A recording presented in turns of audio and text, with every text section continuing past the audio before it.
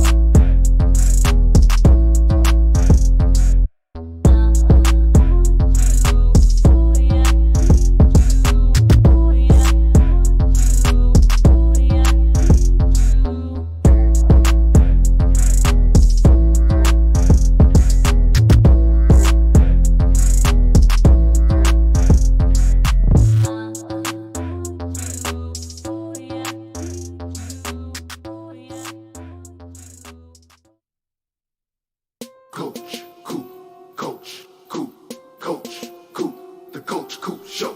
Coach, Coop, Coach, Coop, Coach, Coop, the Coach Coop Show.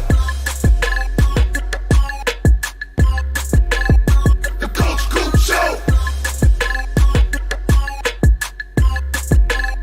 The Coach Coop Show. The Coach Coop Show. The Coach Coop Show.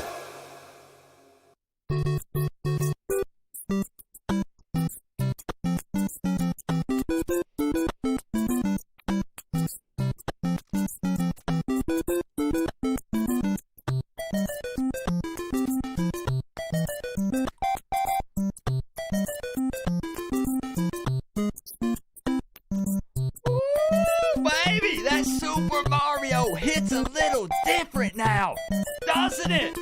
Oh, that's a banger.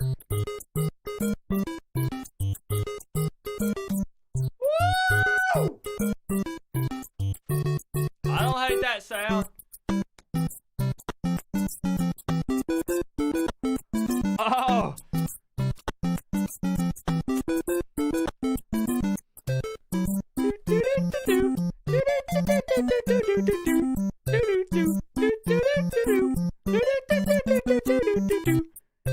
What is going on, Miami Hurricanes fans, and the Oregon fans, and the FSU fans, and the Alabama fans? Shall I continue? The hate is real, and oh baby, I love every second of it. You know what we're here to do tonight, guys? Do you know what we're doing? Do you understand the point of this stream?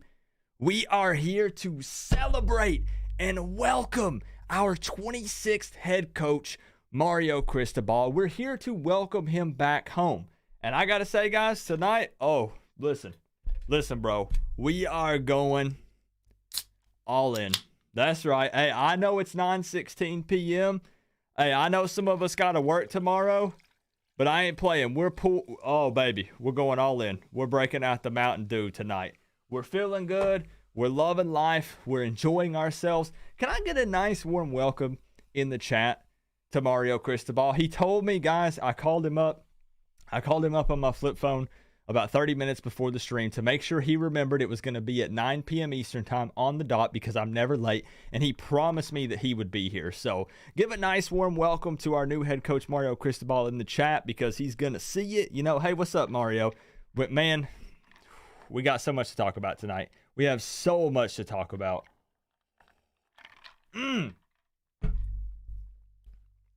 But the number one thing that I want this stream to be is just celebrating. I want everybody to be in party mode. I want to see excitement. I want to see smiles on your faces. Thank you so much, Don, for the 5. Thank you, Greg, for the 2. And Slim Reaper 904, thank you for the 5 before the stream even kicked off. He said, what it do, coach? Kane Fran from Duval. This is what it takes. Hype as hell for next season. Mario already changing the culture. Hit, Can't stick, wait to bust, see fill in the Florida blank. versus Yes, Miami in Slim 2024 Reaper. now. Thank Crocodile. you so much, man. This is what it takes Oh, man. to wear the U. How y'all doing on the side of tonight? your helmet. How you feeling? Let's celebrate, Coop. This Hey, is what it takes appreciate you, Don. Appreciate you, to Greg. wear the U. I knew we on had the some side of Gator your fans in helmet. here, too. Coop, we got Super Mario. Can't wait to call in and talk ab Listen, this man. one eyes. Listen, Alex, we are taking phone calls tonight, guys. We absolutely are, and we have multiple topics to talk about. There's so many things to discuss. I told you guys that every season, the off season is just as wild as the regular season for This is Miami what it Hurricanes takes fans. It's always something. to wear Whether it the be U good or whether it be on the bad, side it's of your always helmet. something. Coop, great day to be a Miami Hurricane. it? Full score thumbs up, hooray. Ain't The it? U finally has a great future, hooray. Thumbs up, full score Canes for life. Smash the like button. Help build this channel. Full score, hooray. Chug Mo Beer, thank you so much for the 5, man. Appreciate you. We're going to, listen, guys, if I'm missing anybody, just give me a few minutes. Give me a few minutes, and we're going to get into this thing, all right? But before we get started, Game Freak 2001 3 times.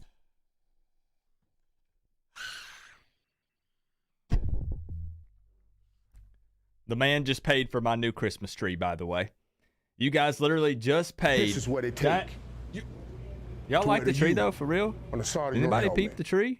Welcome, Did y'all Coach see it? Mario Cristobal. Welcome home, sir. We will have your back, Coach. Good Hey, luck. Kane Freak This with is the what it takes. $99.99, the crypto billionaire. To where the U Mario says side of thank you. your helmet. Mario says thank you, I'm Kane going to Freak. call you Dig Dug.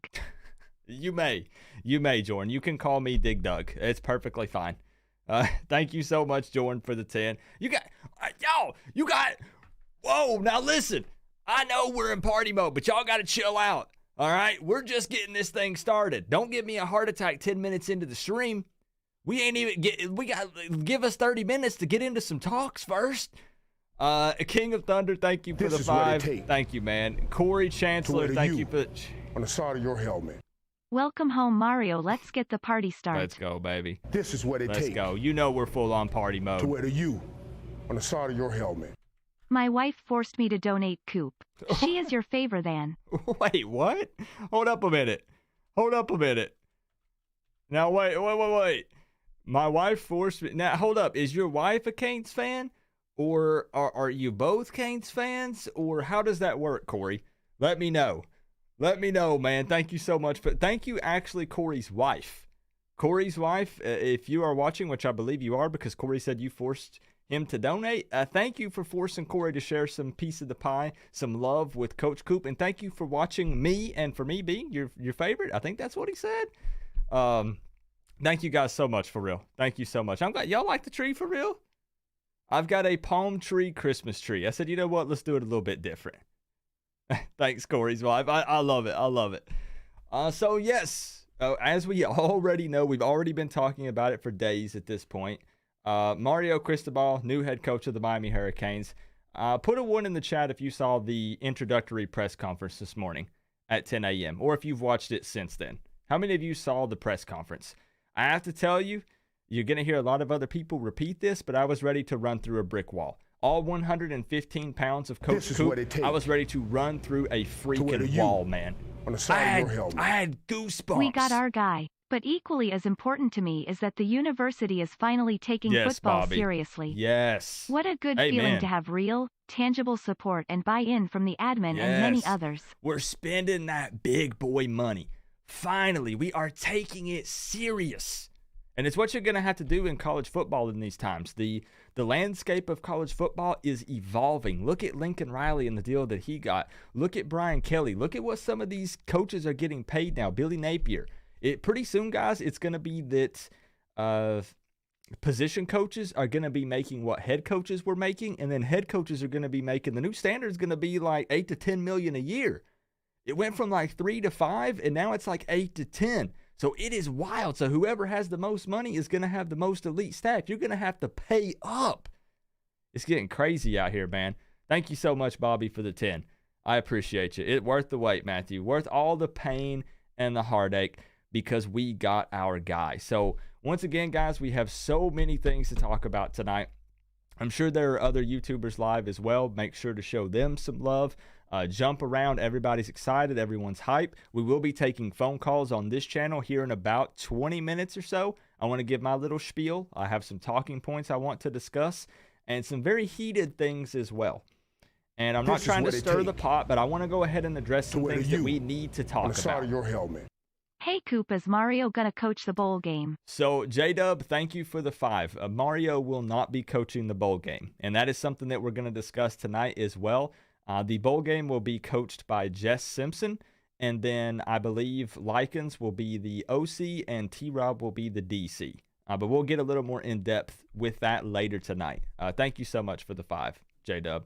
Appreciate you guys for being here, though, for real. Hurricane Kilo, Kane Freak, Enrique, A. Burgos, Jay Blaze is here, Jaden Hill is here, D. Like, I blanket thank yous for being here, for real.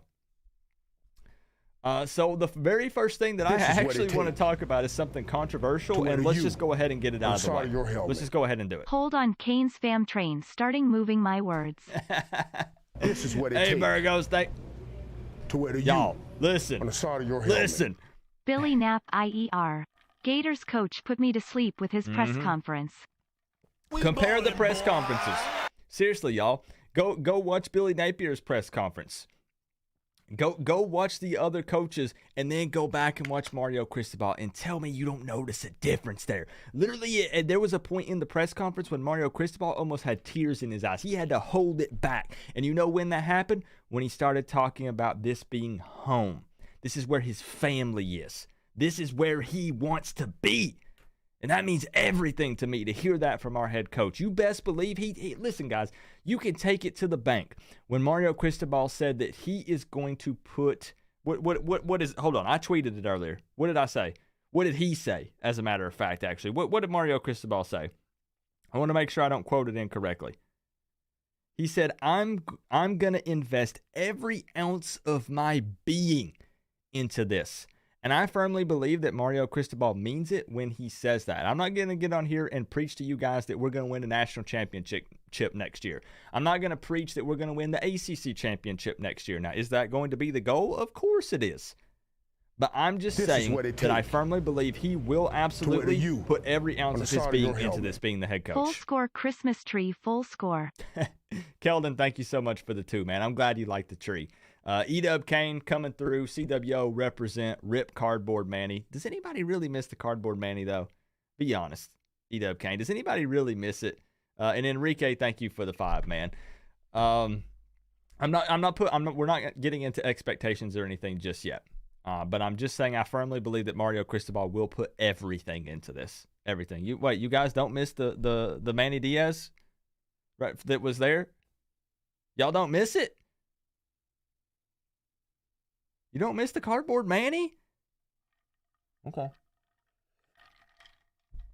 I don't either. Don't worry. I don't either. I'm going to have to order a Mario Cristobal cardboard cutout ASAP. 100%, because that's like our thing, right? No, Manny's buried in the backyard. It's too late, y'all. If you missed it, go back and watch 2 videos ago. And yes, we literally buried Cardboard Manny in my backyard. People wanted me to burn it. They wanted to buy it off of me. I think the highest offer was $500. No. He belongs in the dirt in my backyard. I'm sorry. Greg coming through with the hashtag scared money don't make money. Well said, Greg. Very well said. And Jason, this is actually the topic that I want to go ahead and kick it off with tonight. And I haven't seen anyone else really talking about this on YouTube. But let's go ahead and get into it. This is a very debatable topic. Scared money don't make money, money bag. This is something that I want to go ahead and get out of the way. Let me just put it out. Let me just be blunt and just ask. Oh boy, here we go. This is gonna stir the pot, and people are gonna be going at it. But it's fine. It's fine. Okay. Does Mario Cristobal keep the turnover chain and touchdown rings? What's your opinion? I'm not asking what your prediction is. I'm asking what your opinion is. Do you want Mario Cristobal to keep the turnover chain and touchdown rings? Just be honest. This is what it takes. Just be straight up. I'm going to give you my answer as well. Oh, we got some juicy topics tonight, bro. Man, I'm an alumni. I lived across the hall from SAP. This is the first time since 2001 I've been this hyped. Right? There's always this renewed sense of hope. Right, Big Bam Entertainment? You know what I'm talking about. It was there when we hired Manny, when we hired Rick. CANES. Go Canes, hooray. Aaron Lassard with the big fat 20. Appreciate you, bro. Thank you, guys. Thank you. There's always this renewed sense of hope when a new head coach comes in, right? We're going to start all over from scratch. Everything's going to be great. Nothing's going to be bad. But doesn't this just feel different? Doesn't this feel a little different? There are multiple reasons why. We have a guy coming in that, dare I say, is a proven head coach. He is. You can argue about him losing to Utah twice in the same season and losing the Pac-12 championship, whatever. The man has won 2 Pac-12 championships. How many conference championships have the Miami Hurricanes won since joining the ACC in 2004? How many? Hit me with them in the chat. I'll wait. How many? The man overall is, what's his record? What was his record at Oregon? 35-13. That's roughly a 73% win percentage. I'll take it. 2 Pac-12 titles. Landed the Pac-12's top recruiting class the last 3 seasons in a row. He's an excellent recruiter. He's not learning on the job. He's won some big-time games. Because of those reasons and many more, I'm much more excited about this hire, and it feels totally different than the Manny Diaz hire. With the Manny Diaz hire, we were taking a chance. With the Mark Richt hire, yes, he brought a lot of experience, but he was getting up there. And, there were talks about him being out of his game a little bit at that point. This just feels different. I know, Cypher. I know. It's crazy. It's wild, man. Absolutely wild. So while I'm reading your responses, I want to tell you what I think. I absolutely believe that Mario Cristobal should get rid of the turnover chain and touchdown rings. But I stand by the way that I said this earlier in the season, even while Manny Diaz was still our coach. The turnover chain can still be used for recruits. It can still be a part of our DNA and what we did. I realized that other schools did turnover belts and, they were talking about other schools starting the chain and all this stuff, but it didn't get huge until we did it because we set the standard. I feel like that it should still be used. Recruits love it, man. We've already talked about this. They're all on Instagram and Twitter taking pictures. They're wearing like all 5 chains and then rocking the rings and all this stuff, and they think it's cool. And I realize that it does lose some of its impact when it's not used in games. I get it. Instead of just saying that's, it'll just be saying that was our past. You get to wear the bling bling and the flashiness, but you don't get to wear it during a game. However, I feel like that we should set the new standard of getting back to fundamentals, because I understand that people in the chat were saying that Oregon had a turnover chain. All the other schools in the country, Coop, are doing it. I don't care what other schools are doing, guys. What's going on, doo-doo? How you feeling tonight, man? I don't care what other schools are doing. I want us to set a new standard. Mario Cristobal's coming in. Gonna, for the most part, probably clean house. We're going to talk about some guys he might retain and some coaching staff he might bring over from Oregon. But we're getting a fresh start. And I feel like that you need to wipe the table, and we need to say, let's start over. Let's get rid of the gimmicks. It can be a part of our history. Recruits can still rock it and wear it in their pictures and look cool with the bling bling. But let's get rid of it. Let's get rid of it. I'm sorry. Back to fundamentals. When just getting a touchdown is enough. When getting a turnover to put the ball in the hands of the offense again to put up more points, or let's say you put up the points because you get a pick 6 and take it to the house, that's more than enough. Winning is all we need. It fixes all of our problems. All of them.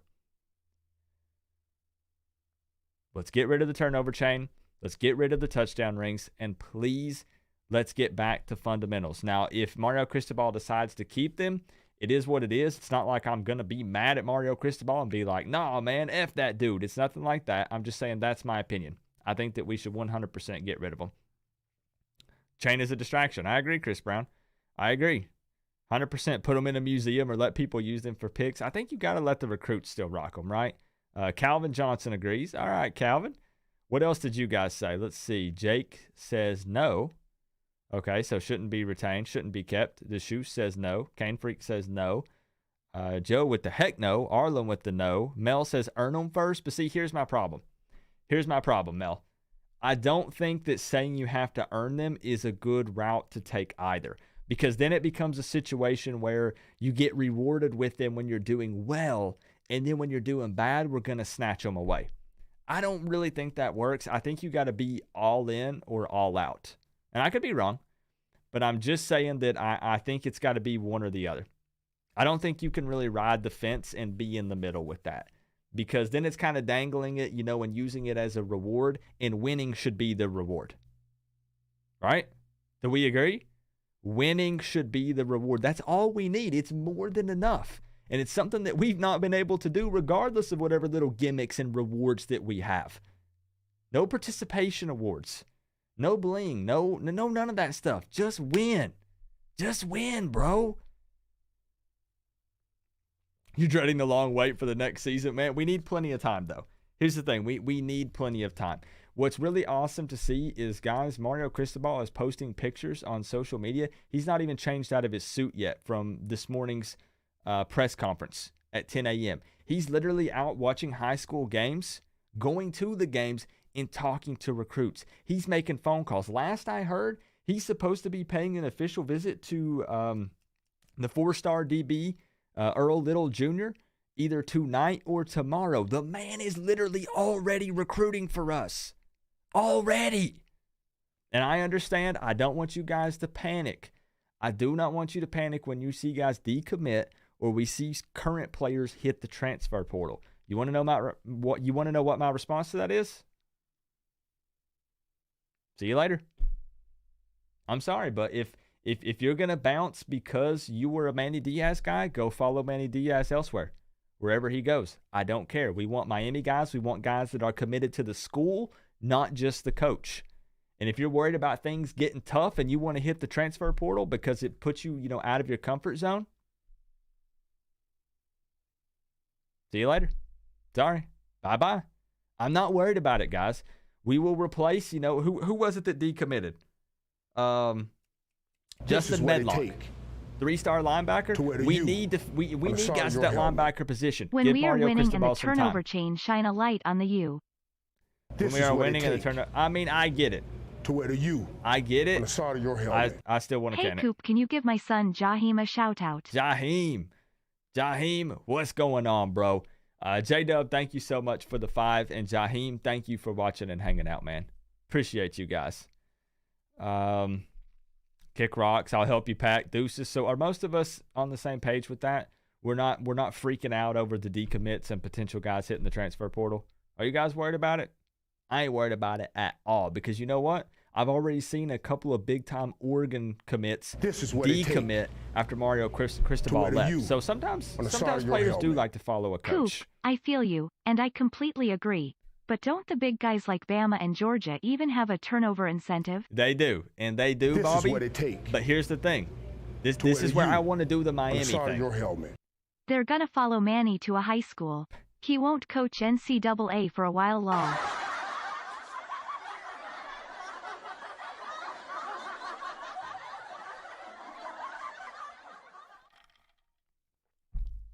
Big Bam Entertainment with the top joke of the night. Thank you so much for the 5, man. Appreciate you.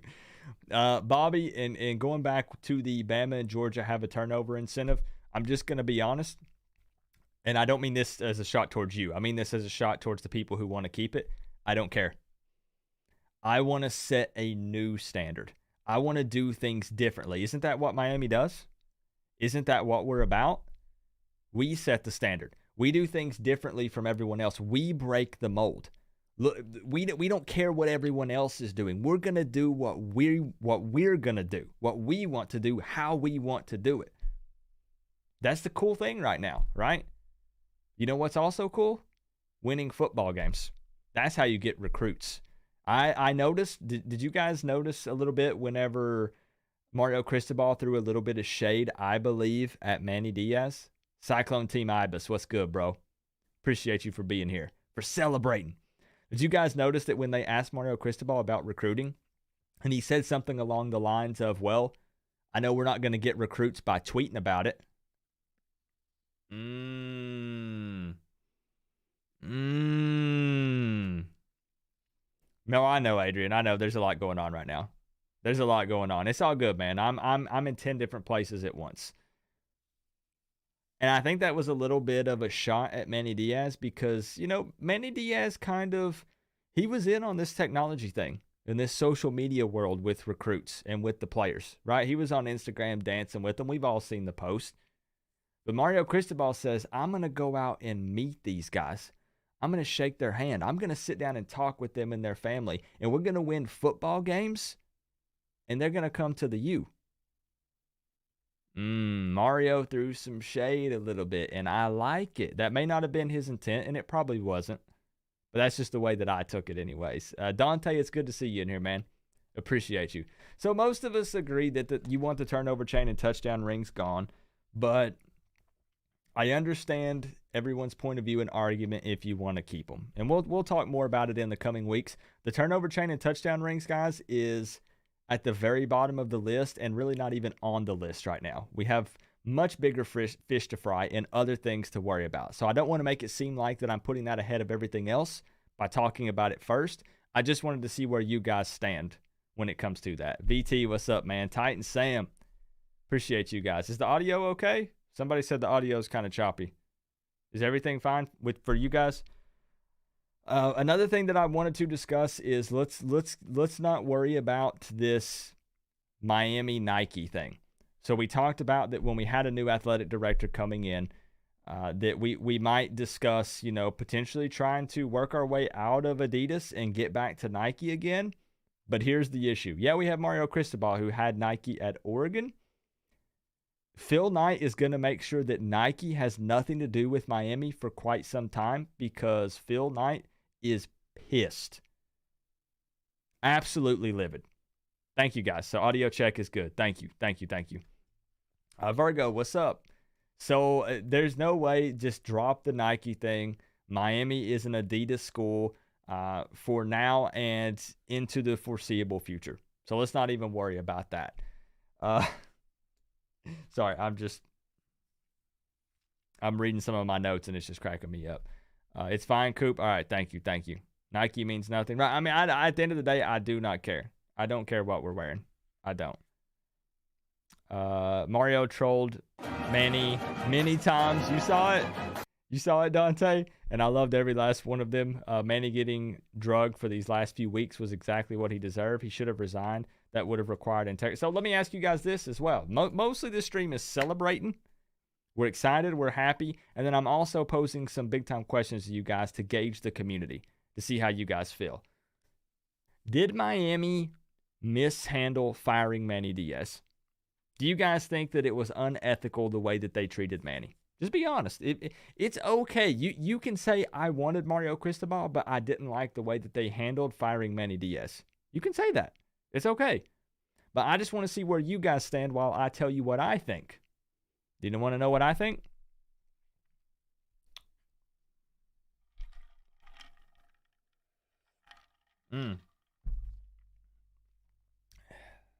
I think I don't care. Because at the end of the day, could they have handled it better? Yeah, probably. They could have. But you also know a little bit about what you're getting into. You also know that this is a business. Honestly, it's a cutthroat business. Those of you guys that say, oh, no, those things don't happen. Yes, they do. There are all kinds of things that happen in college football behind the scenes. Look at the scandals and look at the investigations into all these various different things. These types of things happen. Maybe not exactly like what went down at Miami. This is what it but takes. These things do happen. What I'm getting at is Manny still getting paid. He's a good dude. FIU, I think he's a good guy. USC fan here. He loves you Miami. You got the right guy. But Cristobal is an excellent coach and the best recruiter in the country, hands down. Agreed. Hardwood from an FIU USC fan. Appreciate the 5. Thank you for the support, man. Here's the thing. I realized that it was his dream job.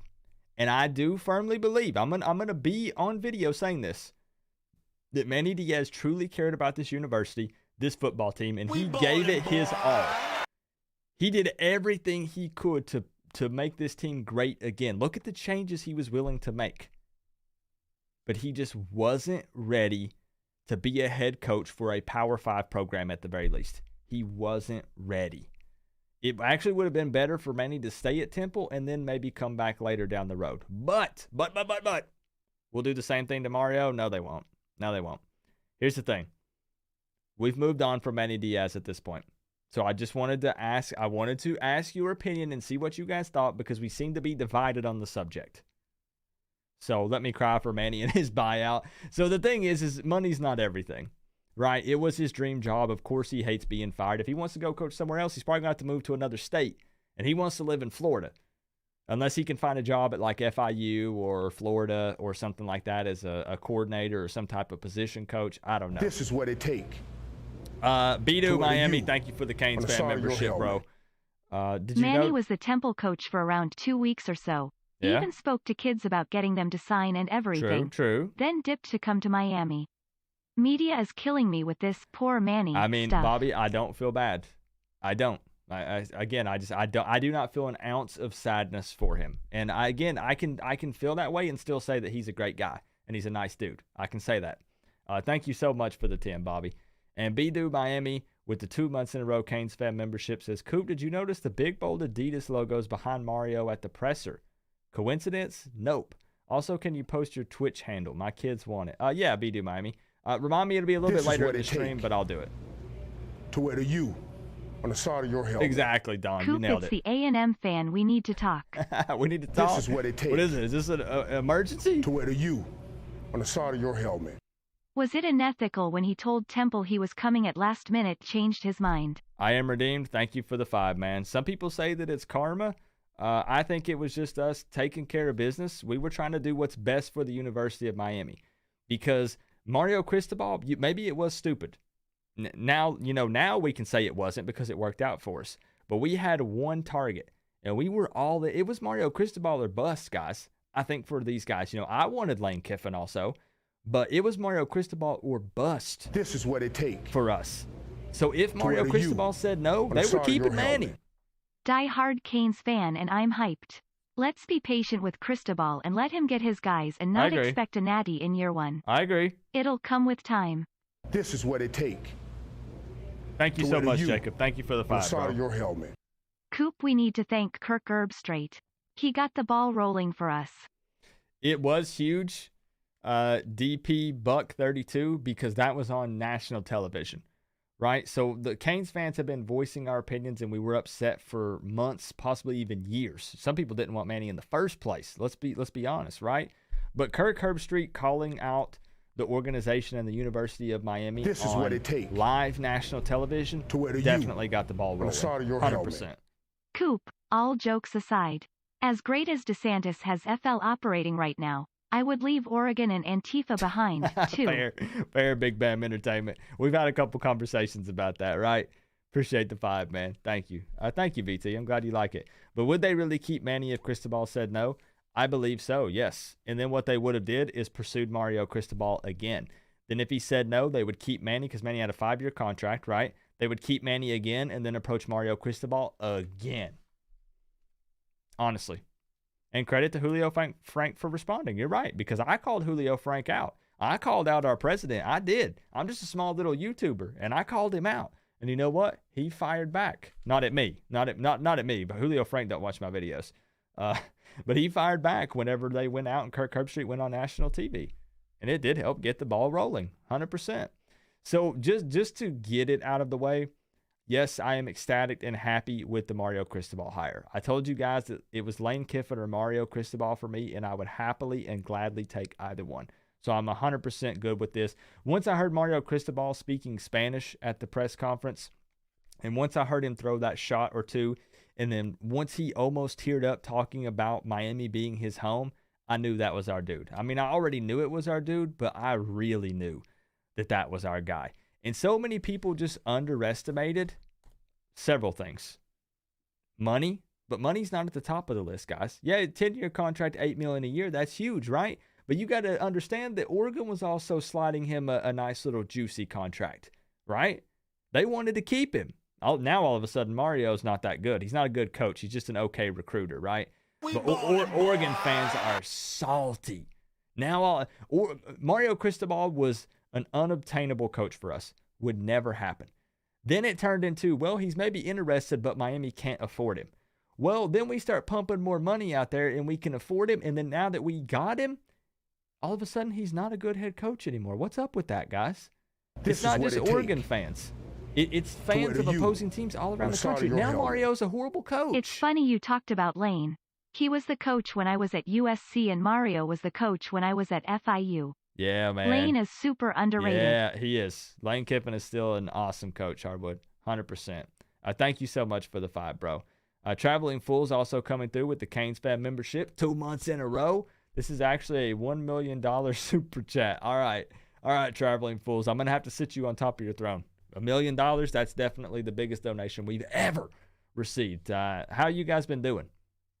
Do you think they said it was being negotiated in November? Yeah, man. It's been in talks. They've been talking about it for a while.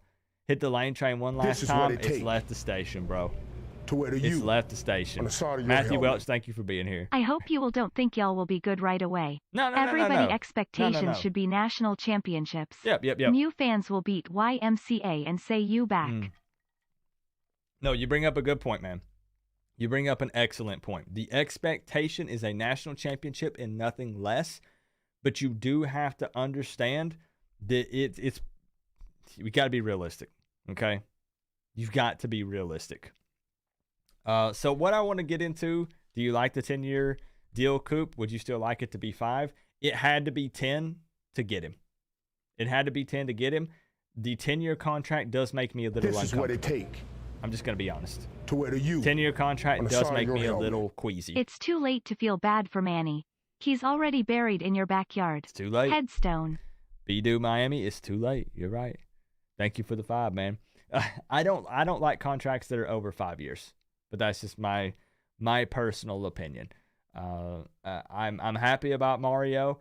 I believe we have a bright future with him leading the way. But 10-year contract, bro. But again, the landscape of college football is changing. As I said, it went from $3 to $5 million a year to $8 to $10 million a year to get top coaches. It went from 3 to 5 year contracts to 10-year contracts. So things are changing, man. The transfer portal is still around and still going to be a thing. It's wild, absolutely wild. So I want to try to stay on point, guys, because I understand. Thank you, guys. Thank you. We have over 400 people in the chat. Thank you so much for taking some time out of your night to be here. I understand that I'm a little, what's the word? I'm flabbergasted. My mind is in 20 different places right now, guys. And it's not because of the amount of comments in the live chat. It's just because I have 45 things I want to talk about, and I want to talk about all of them at once. So we'll break this down in some future videos and live streams as well. I mostly just wanted to celebrate with you guys tonight. Honestly, I wanted to go live and celebrate with you guys. Most big coaches are signing 10-year deals this year, 100%. It's kind of the new standard. Honestly, it is for the big-time coaches. Coop, the Spanish was a jab at Manny too. See, I thought so as well. I realized that the reporter asked if he could answer a question in Spanish, but it was, bro. It was. How are you going to be a Cuban from Miami and can't speak Spanish? I mean, yeah, I can't say much. I can't speak Spanish, but I'm not from Miami. I live in the backwoods in East Tennessee, right? Andrew, greetings from Coral Gables. Appreciate you, man. How high do you think he can bring the class before the early signing period? So it's going to be tough just because, like, where are we at right now with recruiting? It's pretty pitiful. It's pretty bad. Oregon was at, what, 12? Yeah, man, Oregon was at 12. They had 7 4-star and 9 3-star commits. On the side of your helmet. We're way down there. Joe Check this Brady out. is coming. Mario is the best hire since Butch. Recruiting is back. It's back, Discipline baby. and accountability is They're back, baby. This is so real. When's the calls? Hurricane Logan is foaming at the mouth. He's waiting.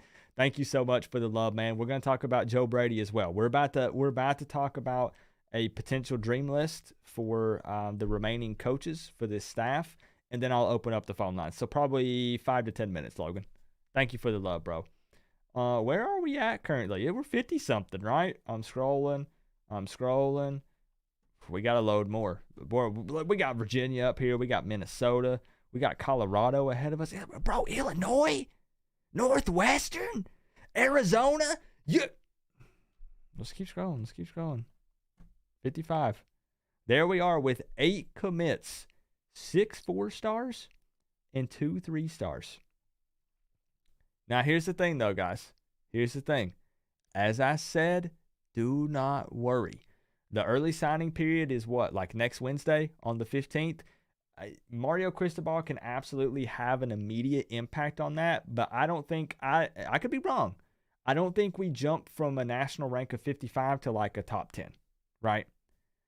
But this is the early signing period.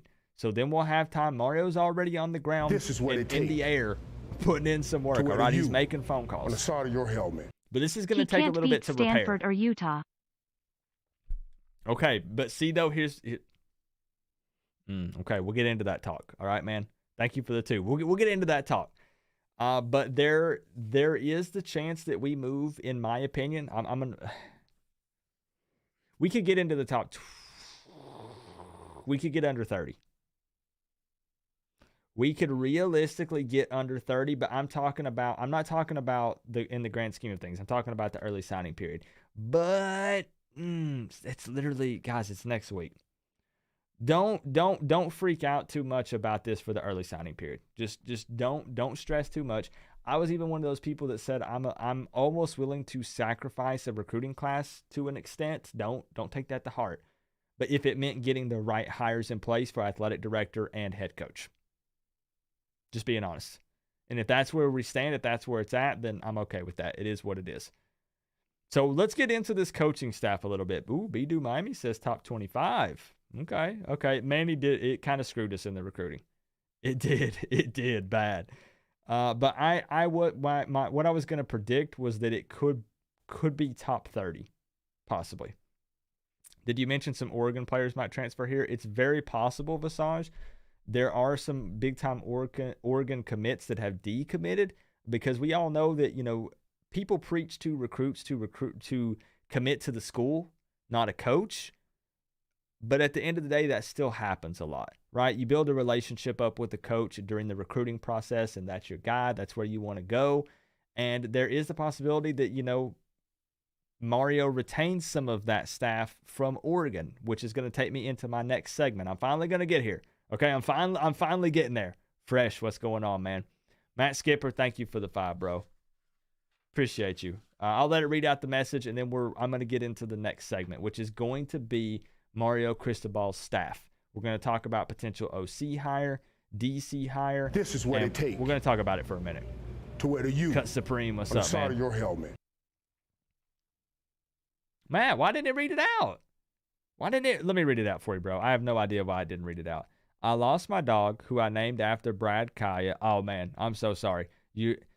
Animals, pets are a part of the family. Right, Matt? I lost my Siberian Husky a few years ago very suddenly, and it was a horrible day. Terrible day. Sorry about that, man. I know that's got to be rough. This was the best present I could get after losing family. Yeah, man. Go Canes, kick some ass, Mario. Matt, thank you for the 5. And I'm so sorry about your dog. Seriously. I'm so sorry, man. Let's get over into the next segment and talk about this staff here. So there is talks. Are there any keepers on this staff? Here's the thing, Matt. We're going to talk about it, all right? It is firmly believed that Mario Cristobal, at the very least, will be bringing over 2 guys from his Oregon staff. And I think we already know who it is, right? Let me bring you over.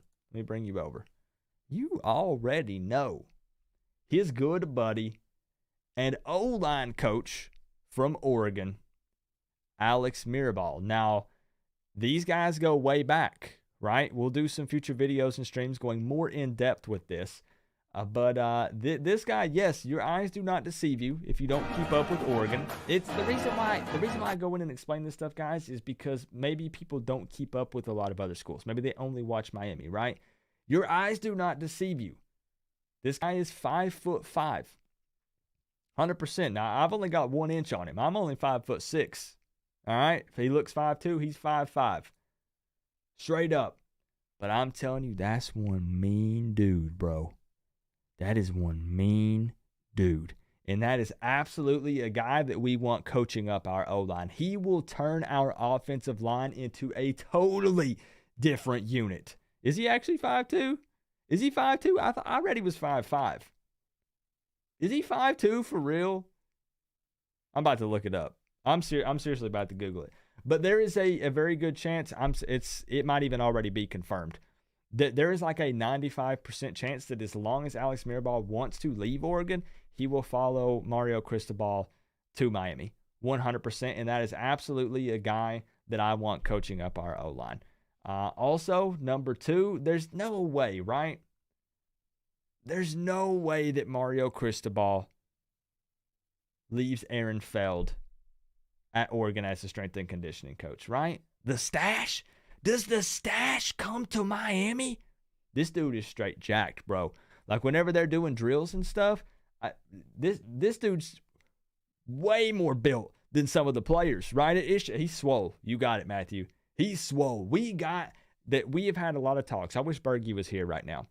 We've had a lot of talks about wanting to move on from David Feely. And this is the man. If we were going to, this is the man. I know, right, Matthew? Check this out. Look at this picture.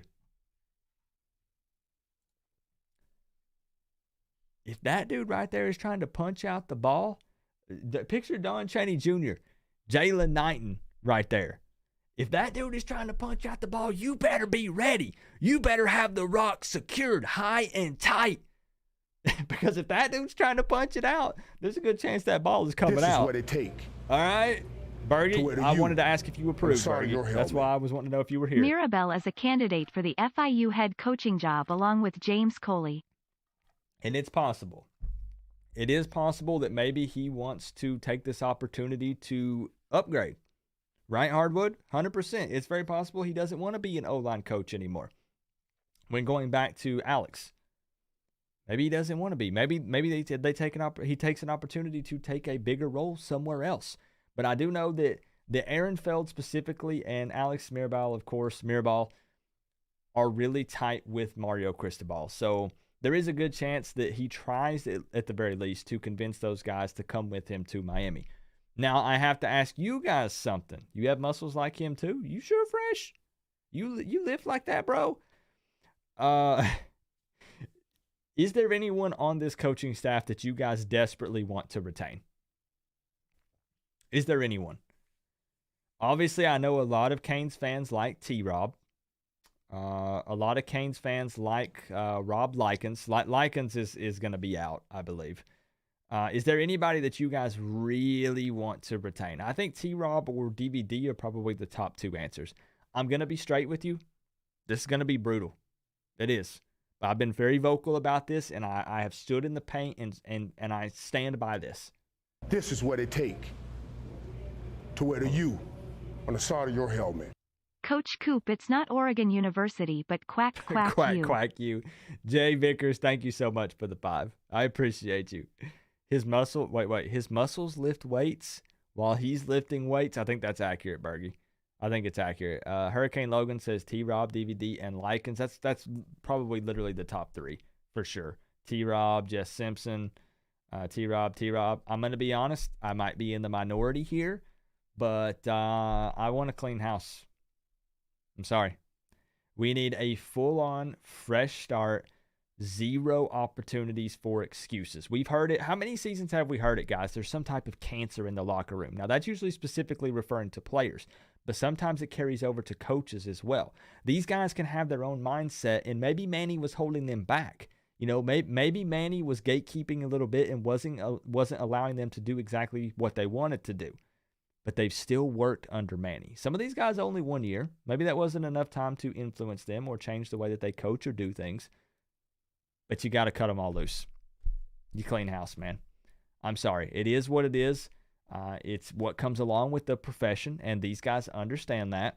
And I think that you give, guys, they've basically already given Mario Cristobal a blank check to hire anyone he wants for his staff. They said that was part of the deal to get him to come here. This is what it takes. Whatever you need to wear the U. You got it. On the side of your helmet. That being Clean said, house. you clean house. I want Cristobal culture. Exactly. No Mannies. Exactly. You retain no one, guys.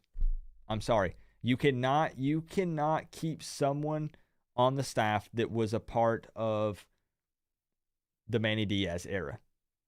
You just can't.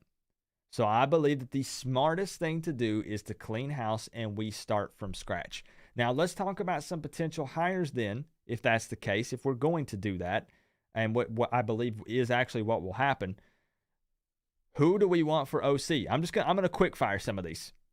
Who do we want for OC? Let's go ahead and talk about it, because some people have already said that Joe Brady might be a wrap. He might be a done deal, and he might actually be coming to Miami. We know what he did in the past, passing game coordinator, and I believe wide receivers coach. It might have just been passing game coordinator for LSU in 2019. I'm firing this off the top of my head. Then he went to the NFL for the Panthers, and that didn't really work out so great. But at the college level, I think that Joe Brady could actually be a big winner for us. I think that that's a guy that we go after and possibly have already been in talks with, and it might even already be a done deal. But just play hypothetical for a moment. Is there anyone out there that you would want or would prefer? If it's Joe Brady, put Joe Brady. Let's see. Brady says Jason. This is what it takes. Joe Brady says Kelvin. Dudu wants Brady. Shedrick wants Brady. Clean house and get Joe Brady as OC and Muschamp as DC. Jacob. Okay. All right, my man. Smart man right there, that Jacob guy. Smart man. Thank you for the 5, bro. For me, I'm perfectly fine with Joe Brady. I don't even think I had anyone else on my list. I don't. I don't. And I'll tell you what I don't want to see. I better not see this name in the chat. And you're trolling me if you put it in there. Mark Whipple resigned from Pitt today. Pitt's OC. I better not see Mark Whipple in the chat. Because that is not. I saw that on Twitter, bro. I saw Mark Whipple on Twitter today, and I was like, no. Brady, no, Dorsey, no, no, and no, Muschamp. no. We have the money. This is what it take.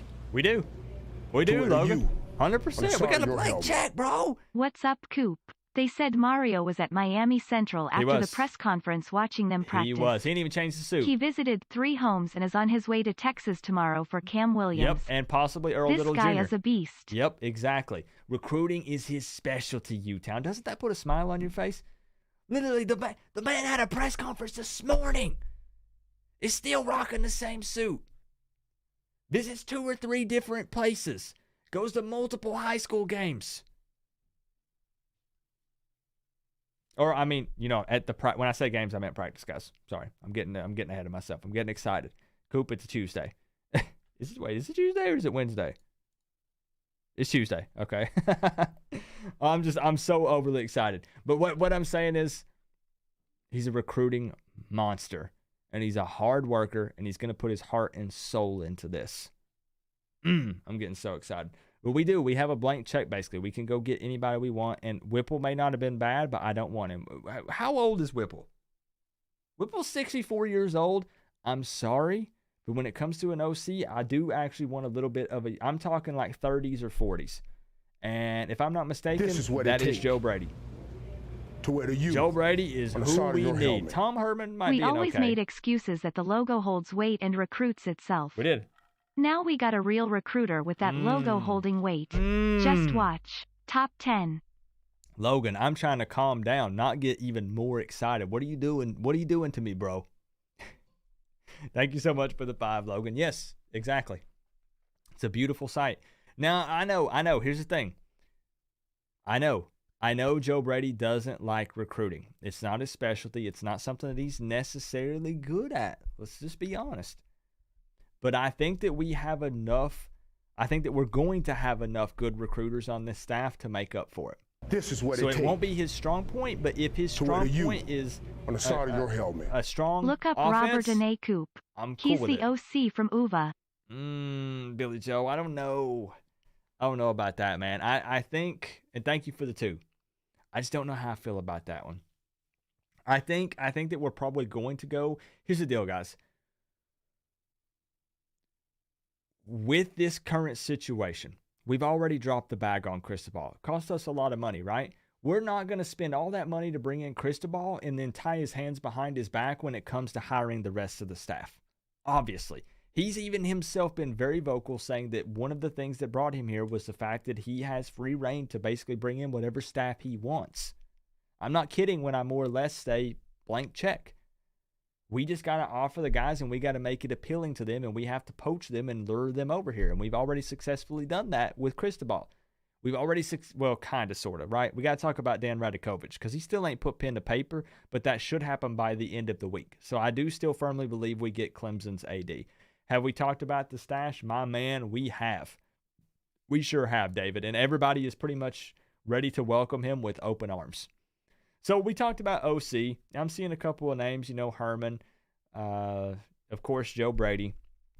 Let's talk about DC for a moment. That's something we've not talked a whole lot about because I've seen people say, go ahead and promote Ed Reed to DC, or let's have T-Rob as DC. And T-Rob is trying out for a defensive coordinator against Washington State in the Sun Bowl. No. I have on my list, who do I have? I have Muschamp.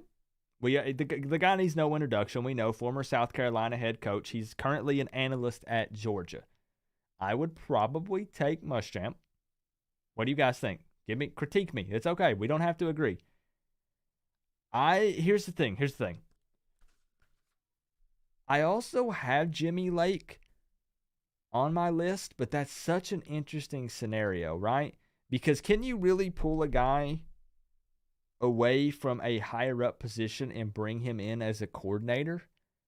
I don't know exactly what they're paying him. What is Jimmy Lake making? he has an extensive background when it comes to coaching defenses, right? What was his background again? DC and DB's coach. Yeah, he's got tons of experience. Let's see. But I'm just saying it's a name that I like, right? 44 years old. Look at it. Look at his background, guys. Can you even see that above my head? GA, DB, DB, DB, assistant DB, DB, DB. The man has coached defense practically his whole life since 2000. But currently the head coach at what? Can you really pull that guy away from a head coaching position? Did he get fired? Wait a minute. Did he get fired? Did I miss that?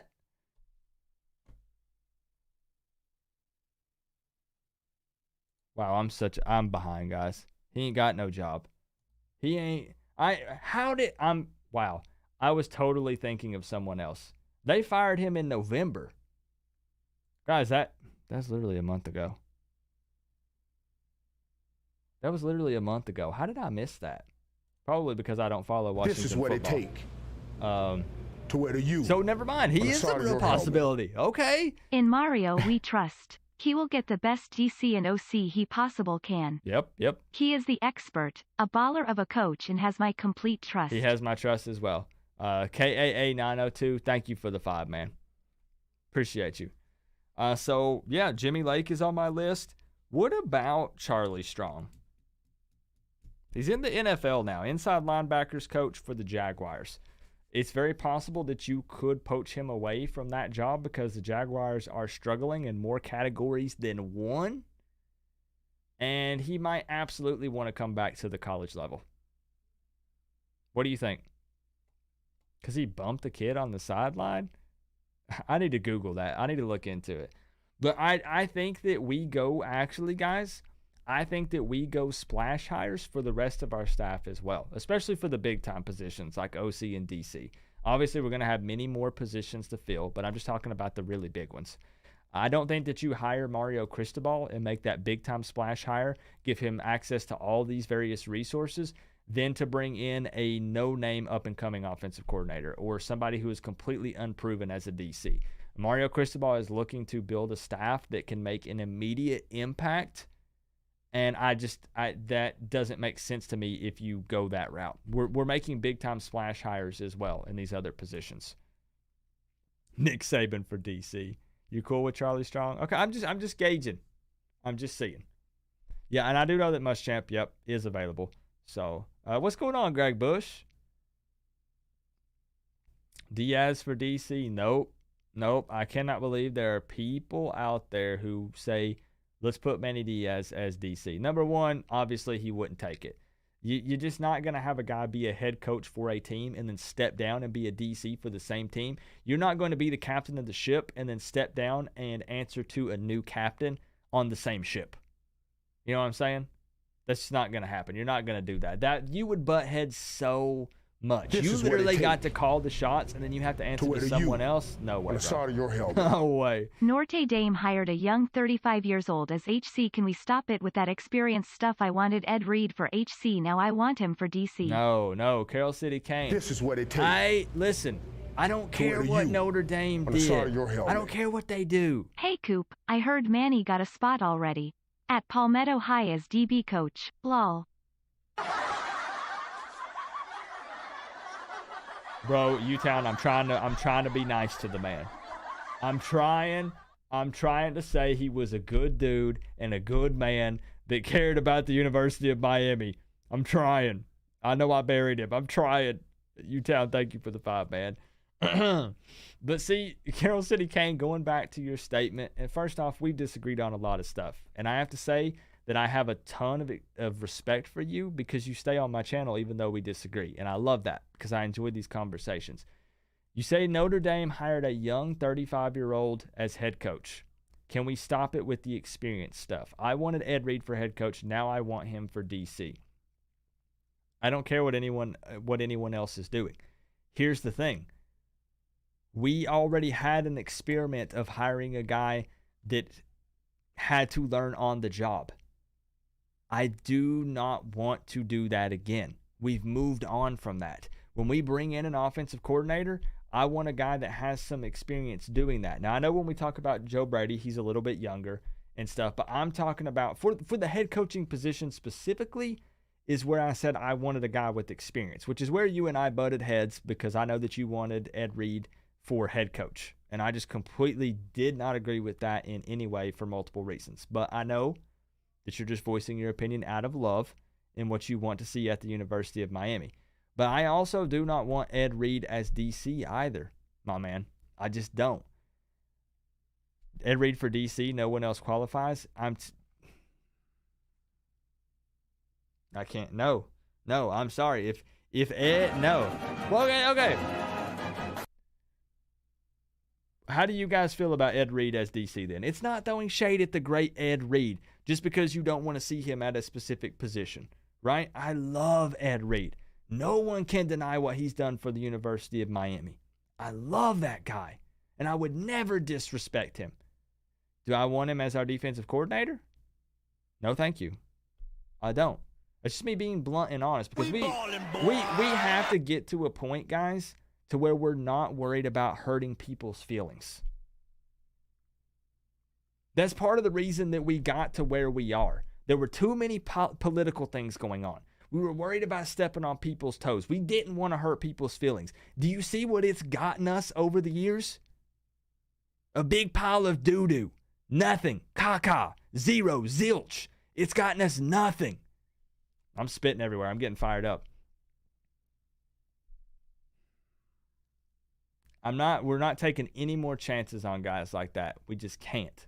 We can't afford to do it. This is too important.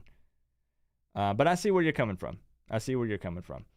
Hurricane Logan, CWO, representing in the chat. Canes fan member. Thank you, Logan. I'm about to get the phone lines opened up. I'm about to get the phone lines opened up. I know. I'm not comparing Manny Diaz to Ed Reed, no. But I'm just saying specifically that I don't want to be hiring in guys that don't have a ton of experience at that specific position. That's all I'm saying. Ed Reed might be the greatest defensive coordinator in the history of college football if he ever gets a position doing that. But I am not willing to take a chance on someone who hasn't coached at that position in the past at Miami with this specific set of hires. Does that make sense?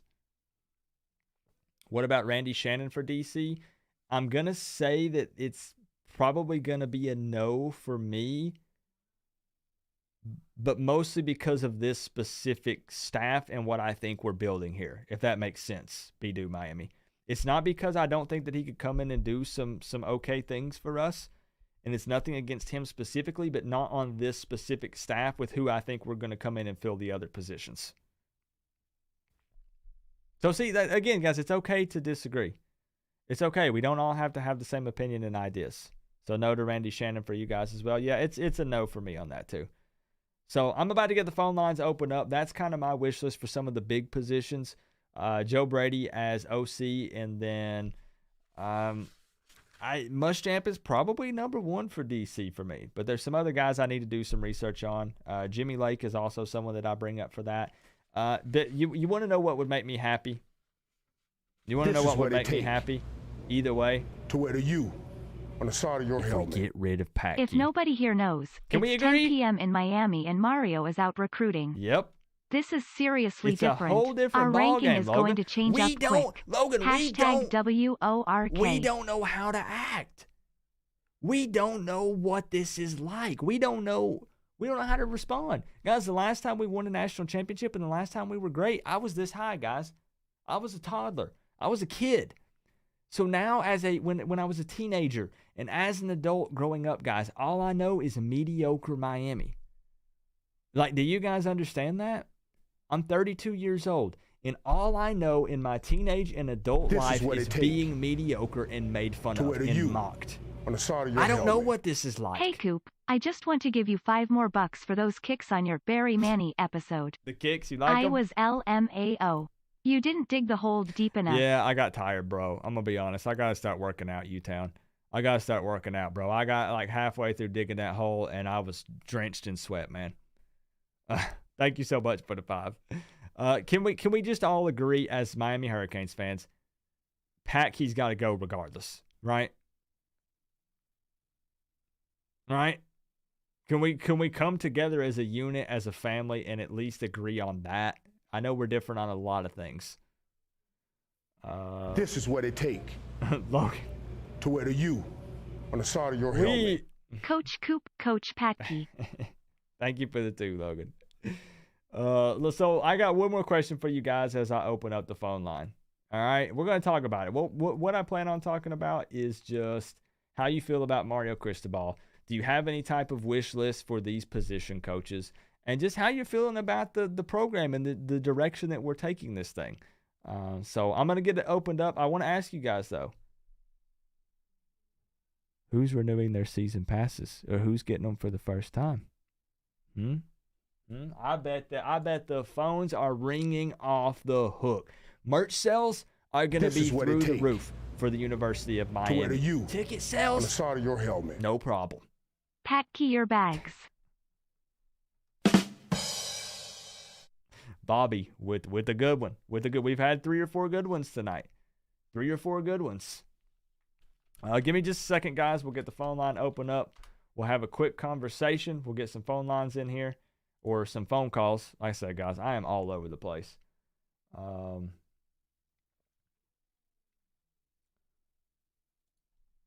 on. Work with me. Can we also talk about Ruiz and the effort for the new stadium? So I kind of wanted to do how do I say this? I kind of wanted to do a standalone something for that. Side of your helmet. Opinions on Glenn Schumann for DC? But we can talk about it. We could talk about it, B-Do, because it's a huge topic, right? Glenn Schumann. So, Glenn Schumann, Georgia inside linebacker coach, co-DC. Now, are you saying that just kind of like as a dream hire? Like, how would I feel about having him? I mean, how long has he held that position? It's been since like 2019, right? I'm not going to pretend like I know everyone and every coach. Let me look at his history. He was at Alabama as an SA, a GA, then came to Georgia as inside linebacker coach starting in 2016, and then was also given the co-DC title in 2019, and still also coaching inside linebackers. So he's a defensive guy. Been in the game since 2008. Has stayed in the SEC.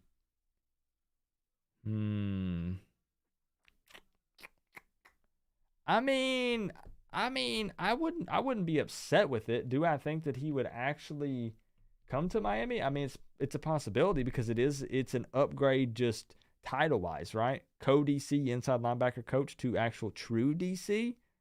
Interesting. Nothing is out of the realm of possibility, in my opinion, for this staff, because with us poaching Radakovich, assuming he signs, and then pulling Cristobal, which was supposedly impossible, from Oregon, I don't count out anything, bro. I don't count out anything at this point. So let me get the phone line open up. Just call and let's just talk for a few minutes. Let's just discuss how you're feeling. Let's celebrate. So phone line, there we go. It's already ringing. It's ringing off the hook. 865-229-4131. Give me a call. Let's keep the calls to 5 to 10 minutes if we can. Let's rotate them quick and get people in here. I do want to talk about the Ruiz thing, B-Do. I want to talk. Hold on. Helmet. Imagine Joe Brady with TVD exciting. You trying to give me a heart attack, GD Richardson? Thank you for the 2, man. Cristobal said in his interview that he doesn't believe that there's a better quarterback in the country, which of course he's going to say that about his quarterback now, right? I get it, but TVD has a bright future, man. So the Ruiz family is ready and willing to build a stadium for the Miami Hurricanes. And this guy's not playing around, guys. He's a billionaire. He's literally willing to more or less front the money. He is already making waves and moves with all this. He's calling out Donna. He's got Alonzo Highsmith on board the committee with him. Do you think that a stadium is an actual real possibility? Just yes or no. We'll do that, and then we'll do a more in-depth live stream and video about it in the future. What do you think? Ruiz is fully prepared to drop the bag on this, and he believes it is 100% realistic. What do we think? He thinks that he has scoped out several different locations. He says he's done his research. He's made a couple of phone calls. He knows some people in some important positions that would be involved with making this happen. What do you guys think? Do you just think that it could actually happen? The dude says that he's all in. He is going to make it happen. What do you guys think, though? Because that changes the game a little bit, right? With him backing it up. The man has money. Money is not a hurdle. So we all already know that, things like location and space and traffic and all of those things are more so what the issues are. We have much more pressing issues to address. Right now, we're trying to complete a staff. We got to work on recruiting. We have all these various different things we have to worry about. Stadium is still very low on the list. But this is from a guy that has a lot of money, and I'm just curious what you guys think. Optimism is very high right now, right? We're on a high, really. We're riding a high right now. After pulling in Cristobal and Radakovic, we feel like almost anything is possible right now, right? So I'm seeing a lot of Tropical Park, Coral Gables will never let it happen, and all these different things. So, So let me get the phone line open up. Give me just 2 seconds, guys, because I don't know if you heard that, but something extremely loud just fell in my house. Okay. I don't hear anything weird happening, so I think we're good. Okay. Whew. Have you guys ever done, literally, you'll be in bed and you just hear this loud crash and you're like, should I reach for my 9 before I go into the living room because it's like 3 a.m.? Or are we good? Did the clock just fall off the wall? Or, you know what I'm saying? Are we good? Is that in here? No. Okay, actually, guys, for real, give me 2 seconds. Because I seriously don't know what that was. It was a huge crash. Hold on, seriously. Please, if you don't mind, entertain yourself. Somebody in the chat, step up. Hold on, give me 2 seconds.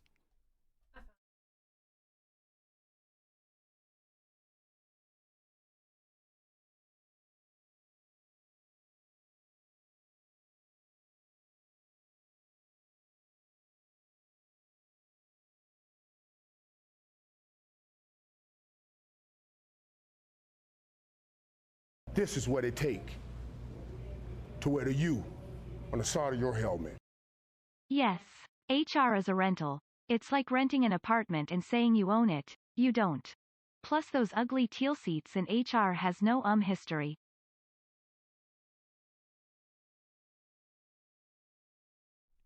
You guys in here talking about Manny coming back from the grave and coming to get me, coming for my neck, right? No, it was a picture that fell off the wall, guys. But what's funny is when something falls in your house, it literally feels like an earthquake, doesn't it?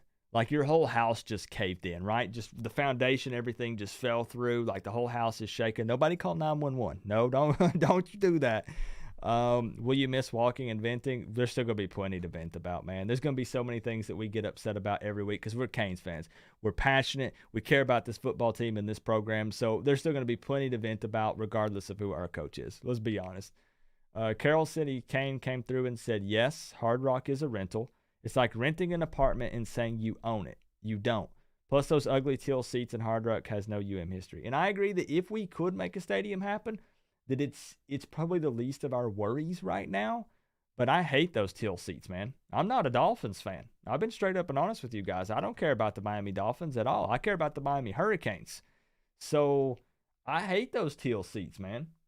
I hate it. They're not ours, right? Those seats should be orange or green. Most people want them to be orange, right? But orange or green. We're just going and putting our stuff, our banners and things are temporary. That we're putting over the Dolphin stuff. It's not our house. It's not truly our home. But I fully understand and acknowledge that it's the least of our worries right now. It's not priority numero uno. It's just not. But all right, let's get the phone line opened up. And I just hung up on someone. I apologize. You're not a Fins Up fan? No.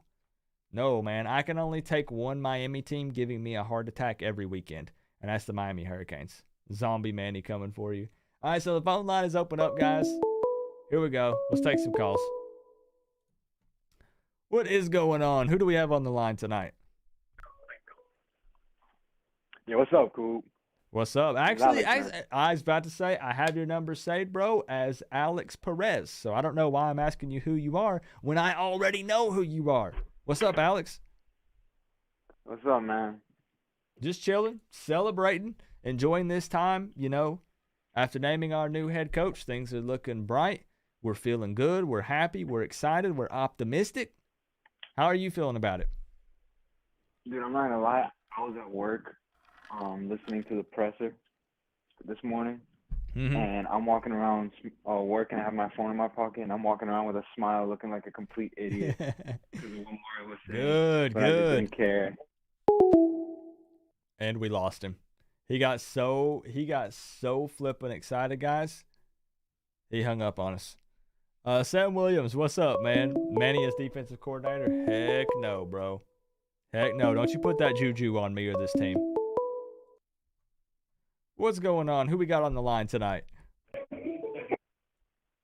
What's up, Coop? It's Ahmad from Miami. What's up? How you feeling tonight, man?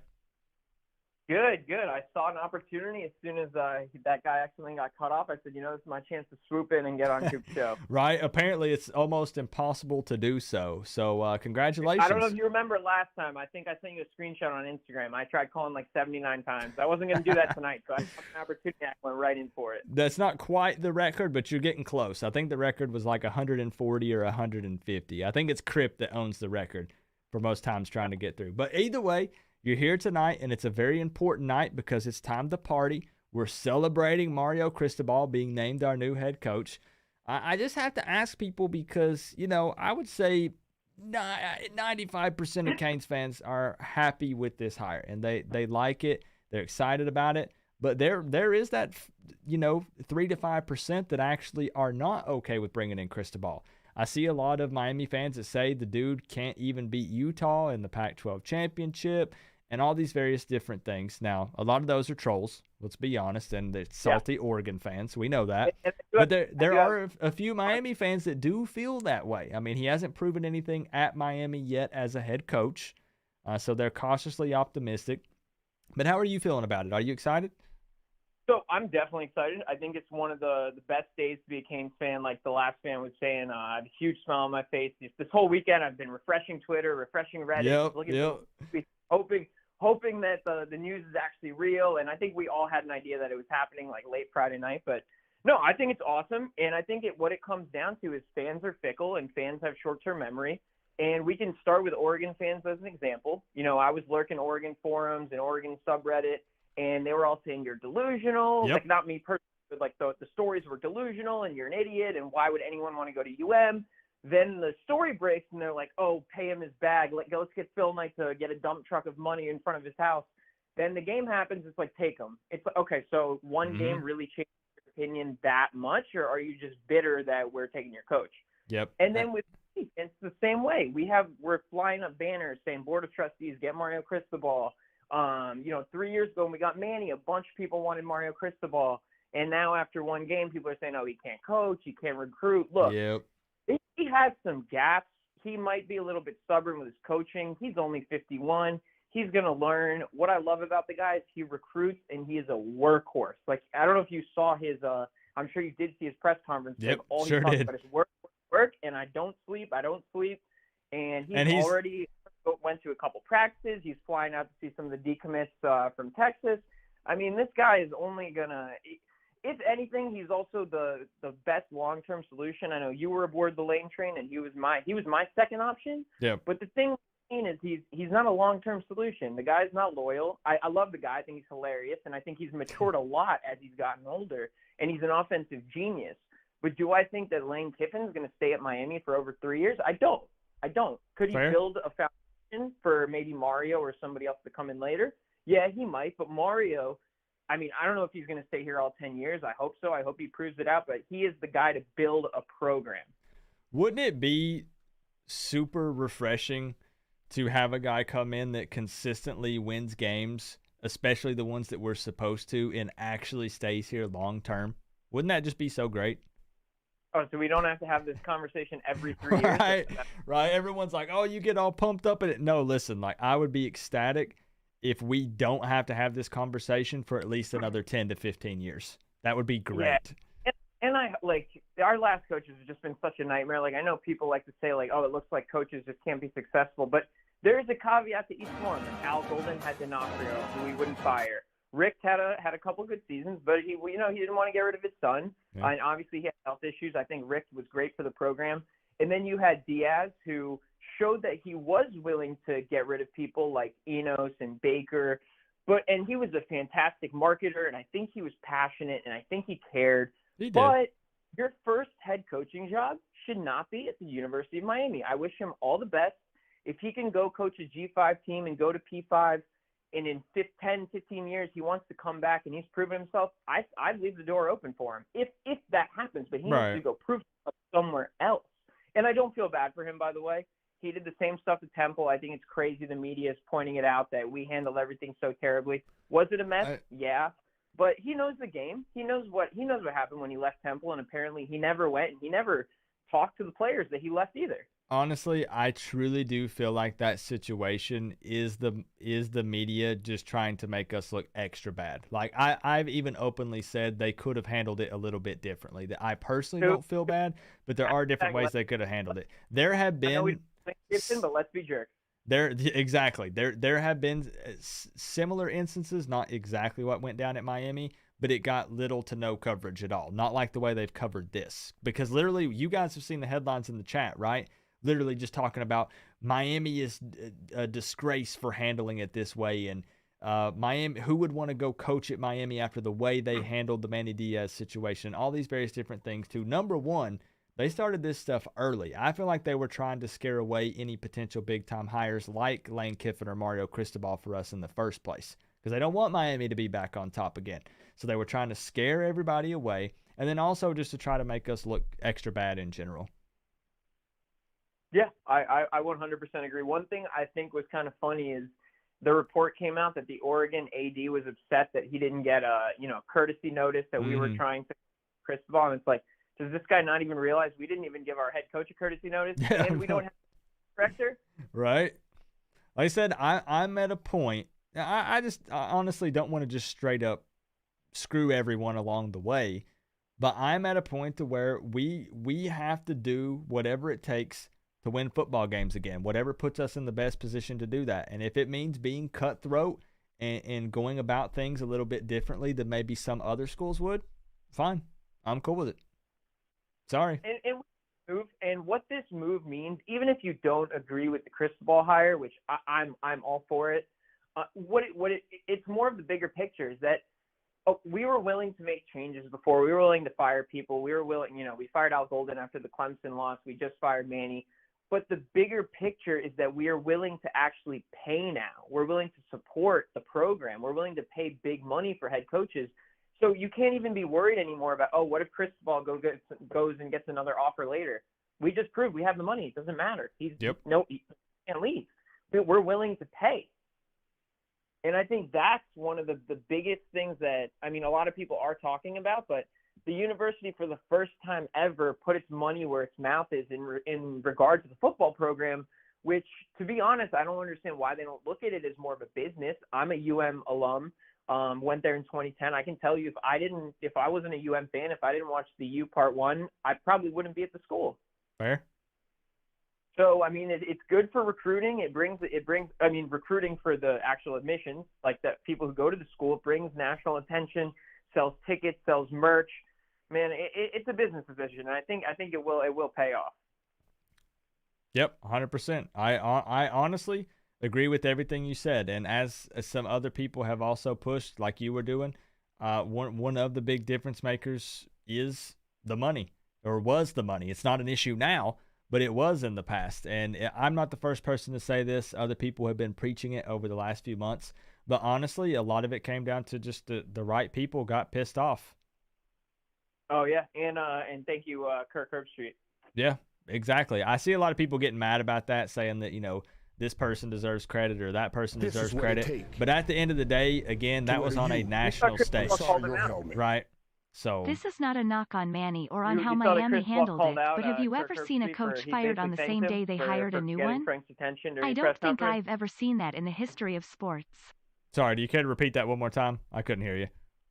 Cristobal mentioned, shouted out Herbstreit for getting the administration's attention during his press Oh conference. yeah, that's right. He did. Now I'm not gonna lie to you. When I was watching the press conference, I was actually still in bed because I didn't go to bed till like 6 a.m. and the press conference was at 10, so I slept like 4 hours. I literally rolled over, got my phone, and watched the press conference on YouTube on their live stream. So I kind of vaguely remember him mentioning that or saying something about it. And yeah, there's no denying how huge, honestly, that was. I think that, maybe there were already some people getting upset, obviously, but I think that truly got the ball rolling. Because then we all know that Julio Frank had to put out the statement, and they were getting all this extra heat, and it really did it had a huge impact, no doubt. Yeah, 100%. And just going back to the money thing, it's like we're talking about getting Muschamp and Joe Brady. I mean, before, if this was 3 years ago and we're talking about hiring offensive coordinators, nobody's going to bring up Joe Brady because everyone's going to think we can't afford him anyway. He's not even in the conversation. But I think it's nice to actually, though, feel like we don't have to scrape the bottom of the barrel and take sloppy seconds and settle for anyone this go around. Again, because I still believe right now, December 7th, 10:40 p.m. Eastern time, we still have not officially named Dan Radakovich as the athletic director. I still think that we should be just fine. That should happen. But the fact that, again, that we were able, if that does happen, to poach a proven athletic director that knows what it's like to be a part of a winning program, then we also go in and we poach Mario Cristobal from Oregon, which was something that was impossible and couldn't happen. I feel like the sky's the limit. It's almost like nothing's impossible at the moment. Yeah, and I'm fine with Dan, and I'm fine if we get Jurek. It does look like we're gonna get what's his last name, Radakovich? Yeah. Yeah, I'm fine if we get him. I know that he's not the one who hired Dabo, but I heard he is a good fundraiser and he does put a lot of money towards facilities. Yeah. I've heard some rumors from other Canes YouTubers. I think the people at CaneSport were talking about it, that there's a rumor that Cristobal actually said, you need to go out and get him as AD before I sign. Or there's or maybe it was vice versa. Yeah. Been in contact, and it's basically an in tandem deal. They know it's both happening, but they're just waiting for signature from Radakovich. Exactly. Yeah, I think that you're right. I've heard similar things as well. And there are a lot of things with that stuff that happens behind the scenes, and there's agreements that are made in various different things. And it might even be one of those situations where, and that's kind of what you just said, where it's kind of sort of already technically a done deal, but again, he's just not signed the paperwork to make it officially official. Yeah. If we are willing to spend all this money, though, I am a little surprised that we didn't go after the Baylor AD. Yeah, I was a huge fan of Mac Rhodes. I'm sure if you're on my channel enough, you know that I preached about it, that was really the guy that I was like, let's get this dude. I like him a lot. So I think that it was just kind of right place at the right time with the Radakovich stuff. Because, again, he has ties to Miami in the past, actually graduating from there back in the 80s or the 90s. And I think that maybe he just wants a breath of fresh air, different scenery. And I think that also some people do underestimate the fact that some guys, both, things like athletic directors or people like ADs and head coaches and stuff, sometimes actually do, guys, look at this as a little bit of a challenge. So I didn't like, let me clarify this really quick. I didn't like whenever Manny would use the recruiting pitch that if we're down and out to recruits, he would say, come help us fix this. Come help us build this. This is what it takes. I didn't like when we would use that for recruiting, but I kind of like it potentially. I was one pulling for sorry, give me just a second. But I'm a Canes fan first. I'm all in on Mario now. But Go Canes. I'm actually okay with using that analogy when talking about a head coach or an athletic director. Because honestly, it could get to a point to where he sees it as, okay, this is a challenge. He's a little bit older. I think Radakovich is in his 60s. You know, he's done some great things at Clemson. He could see it as an opportunity to say, I'm the one that came in. I'm the athletic director that came over to Miami, and we started rebuilding things and doing it right. Same thing for Mario Cristobal. It's a huge opportunity to say, I was the guy that came to Miami and actually won us an ACC championship. And some guys like the challenge. And it's actually perfect timing because a lot of it is just the university opening up its pockets, right? So the AD that comes in is going to come in with the university that's willing to open its pockets and kind of ride those coattails and see if that investment pays off, and he'll get credit for it. Yeah, exactly. Yeah, so, I mean, like I said, it's the perfect storm. It's a great scenario to be in for both us and for him. Yeah. So, my man, I appreciate you calling in. I'm going to rotate a few more in. I know everybody's excited and chomping at the bit, so. I was about to say we can talk forever, so let's make time for some other. Really appreciate it, Coop. Hey, man, I enjoyed the conversation. I appreciate you. Keep doing your thing. We love you. Bye. All right, thanks, man. Bye-bye. All right, so we're going to get it open back up, guys. Alex, if you want to try to call back in, I know we dropped our call. I need to give a huge shout-out to a couple donations while we were on the phone call. Brian Rundle came through with the 10, and he says, this is not a knock on Manny or how Miami handled it, but have you ever seen a coach fired on the same day they hired a new one? I don't think I've ever seen that in the history of sports. I've seen it be very close, but maybe not quite. What's so interesting with our specific scenario, Brian, is the fact that we've been touching base, engaging interest with Mario Cristobal for months. And no, I can't confirm that. No, I'm not an insider that can give you receipts or any of these other things, but just think about it. Just think about it. It makes sense. We've been talking with Mario on and off for Mario is a leader, and it showed day one. Mediocrity is over. So it's a very interesting scenario. It's where we said, and I preached this over the last few weeks, that it was going to seem like things were happening super fast, but it's actually been in the works for months, so it really actually hasn't. It just wasn't officially official, and people hadn't pulled the trigger just yet. But these things have been in the works for quite a while. Thank you so much for the 10, man, and I hope that you're still here. Jay Wade also came through with the big fat 25. He says, I was one pulling for Kiffin. Me and you both, Jay Wade. But I'm a Canes fan first. I'm all in on Mario. Let's go, man. We got to support, right? Mario Cristobal is an excellent hire, 100%. And you know, for me, Jay Wade, you and I were both riding that lane train. So Sam Williams also with the 10. Mario is a leader, and it showed day one, 100%. Mediocrity is over. I hope so. I hope so, Sam.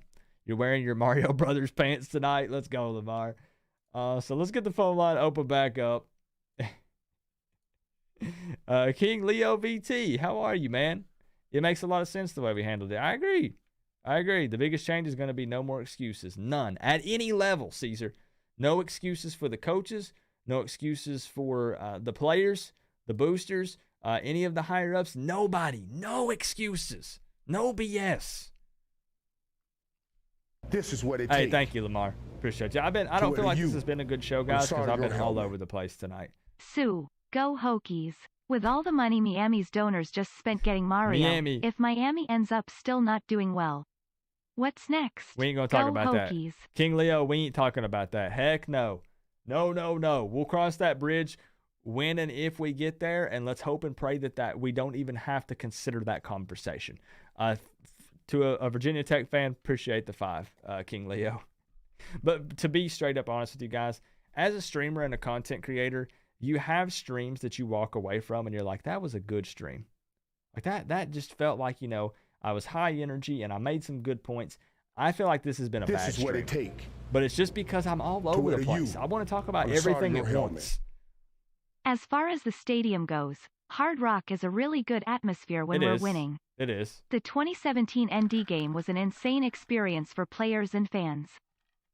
Yeah, man, and even lesser, Bobby, I was at the 2018 Miami versus FSU game, and it was Little wild. Havana stands with Super Mario Hooray. And it was wild, Bobby, it was. But I think I saw people complaining when Ruiz was saying he wanted to build a 50K stadium, 50,000 seats, and people said, well, when Miami's winning, that's not going to be enough. But I think it would be just fine. I think 50K is actually a great number to shoot for. But that's what we'll do future videos and streams on that. JoJo also with the 5 comes in and says Little Havana stands with Super Mario. I love it that we're saying Super Mario. If there are any Canes fan members in the chat, spam the Mario emotes. Let me see them. 2018 FSU was lit, man. Yeah, it was. It was wild. I had an FSU fan behind me that kept flipping me off when we started coming back. We got those turnovers, and N'Kosi Perry started slinging it. Man, wild times. So phone line is open back up for real this time. Let me see him. Let me see him. I love them. That's going to be great next season, guys. Spamming the Mario emotes. I love it. I love it. So phone line is open back up. 50K, they will be jacked up. They will. I'm wondering if I should renew my season tickets.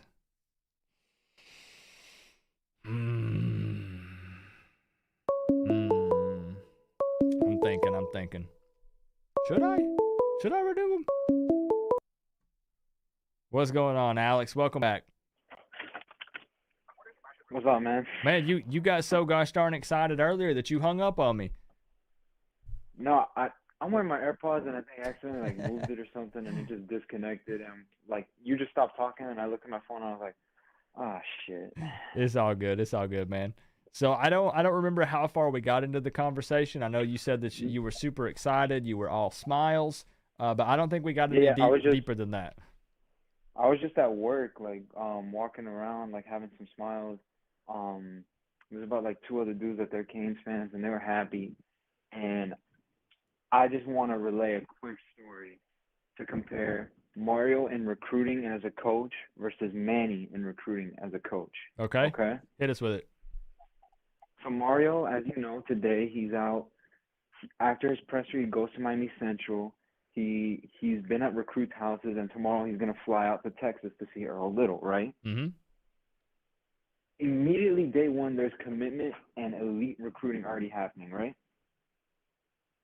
You're right. Okay. Do you know the name Michael Jones? I don't think I do. Okay, well, Michael Jones is Syracuse's leading tackler. He's an outside linebacker. This year he has 110 tackles. He was first team All-ACC on defense. Okay. He's from Hialeah, and I actually work with one of his best friends. He grew up in Hialeah as a Canes fan. And do you know how we recruited him? How Manny Diaz recruited him? Probably not very well. Just told him, keep coming to official visits. Eventually, you'll get an offer. Eventually, you will get an offer if you just keep coming on these visits. We'll keep in touch. Don't worry. Just stay over there. Just stay over there. And he said, no, screw that. Syracuse is pushing me hard, and he went to Syracuse. What was one of the positions we needed this year, Coop? I was about to say, did you say he played linebacker? Outside linebacker. Ooh, yeah, that's kind of tough. 110 tackles. We struggled in tackling. Now, what's kind of scary is to think also an NFL prospect too. So yeah. If he came to Miami, I wonder if he would have been worse due to the way that we taught tackling, over the last few seasons and everything. So it would have been an interesting scenario to think about. Here's the thing, though. It's not like he went to Bama or Georgia or something and became this guy. He's a 3-star recruit that went to Syracuse. I don't know if Syracuse has a better development program. I mean, they've played hard this year, but so did we. So I don't know. He could have. Maybe he's a little worse, but goddamn, it's better than freaking Corey Flagg. Yeah, we've I'd rather have struggled. this dude over Corey Flagg. We've struggled, to say the least. But yeah, I just wanted to give that quick analogy, and I'm so excited for Cristobal. I'm so excited. Yeah, it's something where I went from kind of saying, well, I'm just dreading the recruiting and it's just bad. It is what it is, and I had to accept it, to being like, I'm refreshing and I keep looking at all the recruiting stuff. And I don't get real deep into recruiting, but knowing how great of a recruiter Cristobal is, I'm super pumped and excited to maybe watch it a little bit closer, because I really want to see what he can do with this thing. We literally just looked at it earlier in the stream, currently sitting at 55. I'm really anxious to see where we end up at.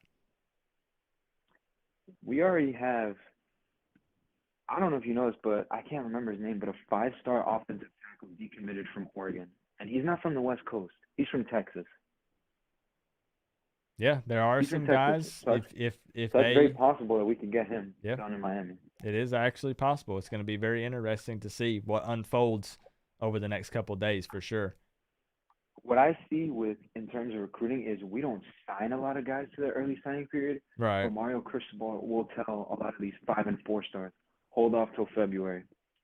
Yeah, Hold off because till February so we can talk. if we're being realistic, we want to be optimistic, right? But I mean, literally, it's December 7th. There is not a lot of time there, and he's putting in work already. He's not going to sleep. But there's just realistically not a whole lot of time there, so we've got to actually look at the full-on national signing day to kind of see where we end up at. So that's why I was telling people earlier in the stream to not freak out about the early signing period. No, yeah. Also, it's not like we're this talent-deprived team. I think we can survive with the 4 stars that we have on the in the class right now, Mm-hmm. and then some of the guys Mario's gonna add, and then next year he comes out with like number 8 class in the nation. I'm totally okay with finishing like. It's hard to say where we're gonna finish. We probably finished like 35 to 27 in that range this year, because of some of the guys Mario will be able to bring in. Right. And then next year we have like a top 10 class. So that's what I was thinking. Same thing was like top 30, something like that. Yeah, this because season. because as well, I don't want to get into predictions, but I'm just gonna lay this out real quick. I think we go like 9-3 next year, with our losses being like at Texas A&M because we go there, at Clemson because we also go there, and then losing to like Virginia Tech or North Carolina, just something like that. You get me? You're braver than me. I'm definitely not putting out any predictions yet, but I feel you. No, we're gonna have a completely different roster, but I'm just saying, like, based on who Cristobal is and what he's come in, because he came into Oregon and they were 4-8, 4-8, 7-6 with Willie Taggart, and then he came in and they went like 8-5, 9-4, like just an immediate like. Right, and there's no sort of denying thing. that. I mean, with just Cristobal in general, plus the staff that he could bring in here, I mean, it absolutely could have an immediate impact. Let's be honest. I mean, it could. Natty, no, we're not winning a Natty, but it will definitely be a better record than 7-5. It's that thing where it's always difficult with Miami fans, and I'm putting myself in this category, guys, so don't think I'm talking down to you. It's so difficult because we are impatient. A lot of Miami fans know what it's like, to be great. They were alive in the 80s and 90s and early 2000s. Again, I didn't start watching college football, period, until the early 2000s. So I only had a small taste of it. Early 2000s. Right, there you go. Making me feel old. So I've only had a small taste of it. So that does make us a little impatient and we want immediate results. But there's a fine line that we have to walk with expecting greatness and minimum we want national championship, like that's the goal, but also tapering our expectations at the same time and trying to be realistic but also not settling. You know what I mean? Like it's so difficult to find that spot whenever, for Miami fans especially. So I feel like we have a loud minority that every year needs to be a 15-0 season. But I feel like most fans will be happy if the progression is like 9-3 next year, where we competed against Clemson and Texas A&M on the road. Right. And then year 2, it's like 10-2 or 11-1 with a big win with Texas A&M at home. And then the next year, it's like 11-1 ACC championship. And then after that, it's like just this steady progression, because Mario Cristobal did not say, unlike Manny Diaz in his presser, we're going to win now. He said, this is a rebuild. We need to bring physicality in here, and there needs to be a culture change. He didn't say, this is a 15-0 national championship team, TVD for the Heisman, right. Let's frickin' go. So, as much as he had us running through a wall, he didn't set expectations at this ungodly level. And I think a lot of Miami Hurricanes fans are like, this is building a culture, this is building a program, this is what he does.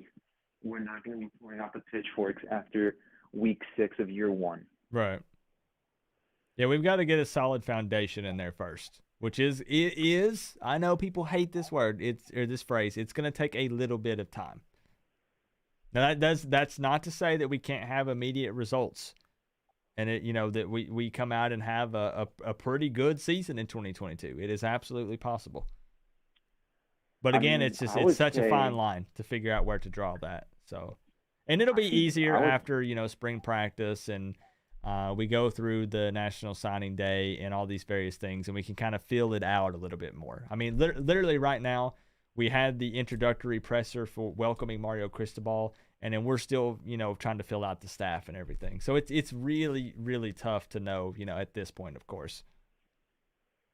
Yeah, which I would say, I think there kind of has been an instant turnaround, not in the sense of production on the field or roster or anything like that, but just hype and excitement around the program, not just from the fans, obviously, but recruits.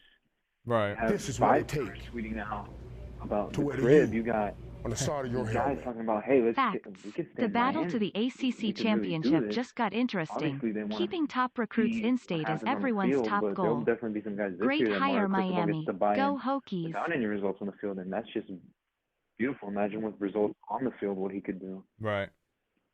Number 1 recruiting classes in the nation, man. Imagine it.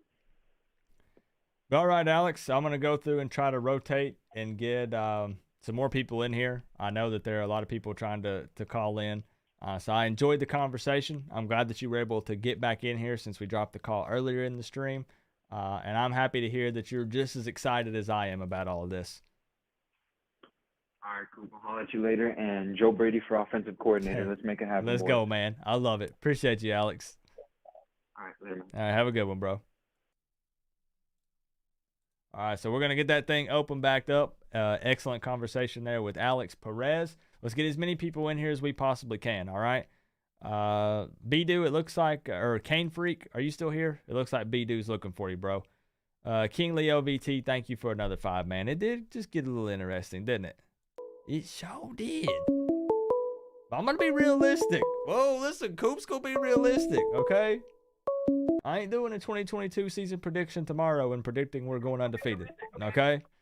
What's going on? Who we got on the line tonight?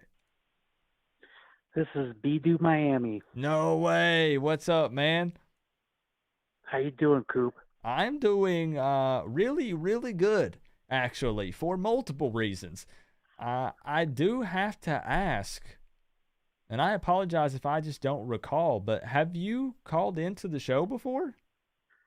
I've attempted several times, more like dozens, but this is my first successful foray. Okay, onto so the show. tonight is a night. I got to say, what a night to make it in, though, right?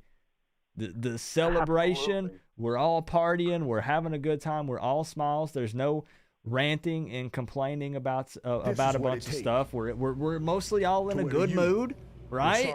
So what Coop, you need a a TV show to make it in. And also what I'm going to do, man, I'm going to save your number so that way I can address you properly when we have conversations in the future. Because this ain't going to be the last time you call in, man. Oh, absolutely not. I appreciate that. So I'm sitting here talking up how excited I am, and obviously I've already showed it multiple times throughout the stream because I can't even continue to hold a conversation about one thing before I continue on to the next because I'm just so darn excited. How are you feeling about all this? I'll tell you what, after the presser this morning, I was thinking gym memberships in South Florida probably went through the roof. Everybody was so To wear pumped you up. right? Your helmet. What's up, BD Miami? Question mark. I How was, do you manage to get on the phone? It's now Cane Freak is asking you a question actually. Cane Freak coming through with the 50. Thank you so much, man. I would have read it out without the donation. Just tag me. He said, "What's up, B-Do Miami?" He said, "How did you manage to get on the phone? How many times did you have to call tonight to get in?" Tonight, I think this is only my 7th attempt. Oh, not but bad. I can tell you, there's been other times where I've probably tried 60 times. Man, that's tough. We'll try to figure out some way to make it a little bit easier in 2022. But I don't know. I mean, we talked about, implementing, because it's not too difficult to implement a hold system and all that stuff. But then that also doesn't change the fact that, at some point we would have to cut it off, right? Like, we can't take 500 phone calls a night. So if I'm having 1,500 missed calls, let's say everyone called twice, we divide that in half, it's still 700. Like, at some point, it's still going to cut it off either way if a bunch of people just got in line right off the bat and then no one else could call in. So it's an interesting scenario that I'm trying to work through to always improve and make it easier and better and more interactive, for the viewers in the chat and stuff. So we'll try to figure out some way to make it a little bit better in 2022. But Cane Freak just wanted to know because he donated it and was wanting to ask you. Yeah, no, I get it. Coop, it's just the price you pay for being the man. I don't know about that. I wouldn't go that far, but I appreciate the kind words. So yeah, getting back to the conversation about the presser and stuff. It was interesting because, I mentioned I'd only had like 3 or 4 hours of sleep at that point. I roll over in bed and I'm like, oh crap, this press conference is about to start in 5 minutes. And no joke, probably 3 to 4 minutes into it, I was up and walking around and ready to freaking go today. Like, after hearing him talk and just the way that he carries himself, I kind of kept up with Cristobal, obviously, because we all thought we might make a run for him at some point with his ties to Miami and everything. So we thought this day would happen at some point. And but I didn't really realize how much, honestly, until hearing him talk about it, how much this job truly did or does, however you want to look at it, mean to him coming back to Miami. You could hear it in his voice when he was mentioning, being back home and saying that everyone here is his family. Miami Hurricanes fans are his family. Man, he almost sounded like he was about to tear up. Like, this means so much to him, and I love it. Yeah, no, I completely agree. I mean, there was true, genuine emotion in all the right ways. Right. And if that's what he's bringing in to the locker room, and the kind of coaches that he's bringing with him, this thing's going to explode. I can't imagine what we're going to be looking like here in the next couple of years, particularly with a guy who's no nonsense and who's going to make sure that we're making tackles. Right. It's going to be interesting because it's a win-win in so many categories. I realize this is the last thing that fans are worried about, but I was thinking about, like, Caneswear or Dime Life. They're excited because now it went from everybody saying, I'm not supporting Miami at all, to now they're not going to be able to keep merchandise on the shelves because there's this renewed sense of hope and everyone's excited. There's going to be all this new Mario stuff coming out and other various different things. The University of Miami is excited because I already saw people on Twitter saying, hey, I'm calling up asking when I can renew season tickets and let's get this thing rolling. So it's a win-win for, honestly, just putting it out there, Miami Hurricanes YouTubers. Matthew brings up a point. He says that, things were going well for a lot of Canes YouTubers this year, and we were down bad. So how's it going to look when we're up and we're good? So it's just a win-win for so many involved. It's great. Oh, absolutely. I think I've already gotten several emails from Caneswear and everybody else trying to seize on the moment. Yeah. I mean, you can't blame them. I understand. I get it. Oh, absolutely. So, Coop, I got to ask you, when are you coming out to Vegas so I can take you out to dinner? To Vegas. Now, I want to apologize first off because I think that you sent me a DM on Twitter and I haven't officially looked at it yet because on Twitter it puts it in a message request section, which is separate from my DMs, and I always forget to go in and check those. So I think I got the notification, but I'm going to be honest, it probably got lost in the sauce, and I forgot to actually go over and check it. So I need to do that after the stream if you did send me something on Twitter. When am I coming out to Vegas? I think you said you and your wife would show me and my wife around. Is that what it was? Absolutely. Something close to that? Yeah, absolutely. Okay. We'll see. I'll be honest with you. I'm wanting to start traveling a bit more. I'm 32 years old. I'm finally in a position where I'm just being transparent. This is extra unneeded information, but I'm in a much better place financially than I've ever been in my life before. And I kind of want to take the opportunity to I'll be honest with you. I live in Tennessee, right? I've been to Florida. I've been to the states I need to travel through to get to Florida, so Alabama and Georgia. And I've been to North Carolina and Texas. But that's it. Otherwise, I grew up in East Tennessee, never really even left my hometown for like 15 to 20 years. I want to get out and see the world, man, see the rest of the country. So we'll see. We might make something happen. Yeah, no, that'd be fantastic. Hey, I know that other callers want to get on, but just a reminder, make sure you post that Twitch account for my kids. I got 6 kids, and they all know who Coach Coop is. Hey, sounds good, man. Yeah, I do a lot of gaming over there. We play like Pokemon and other MMOs, and it's a family-friendly environment. So it'd be a place. We did like this little Minecraft tournament, and I gave away this big cash prize and stuff like that. So there's some people that can vouch for it. I know I got some people in here that watch the Twitch channel. So yeah, it definitely. I'll link it. I'll actually do it. If you have anything else you want to add, I'll do it while we're finishing up the conversation here, if that's cool with you. The only thing I want to add is just how much I appreciate what you have brought to Kane's family. Being out here in Vegas, there's not a lot of Kane's family members, and coming across your channel is like finding a home and a family to be a part of. I see you on on YouTube and on Twitter at all hours of the night. You work hard, and I hope everybody knows and appreciates everything you do for us. All right. I appreciate the kind words, my friend. And honestly, that kind of stuff truly does keep me going, because I say it a lot, but this stuff does stress me a lot. But the reason why it stresses me is because I'm just so hard on myself. I'm my own biggest critic. I fully understand that I can always make things bigger and better, and I constantly need to improve, and I'm always trying to innovate. I'm always trying to do things different than everyone else. I want my content to be informative, and I want to keep you guys up to date, but I want to do it. I always want to do it in a way that is entertaining. That's something that you can't, anybody can go and tune into ESPN and listen to them read off the teleprompter and get the same old news, right? I want to bring the information to you in a way that makes you laugh. I want you to walk away from my streams and my videos and say, you know what, that was a pretty good time. I really enjoyed myself, or I was definitely entertained. And man, time flew when I was watching Coach Coop's video or hanging out in his live stream.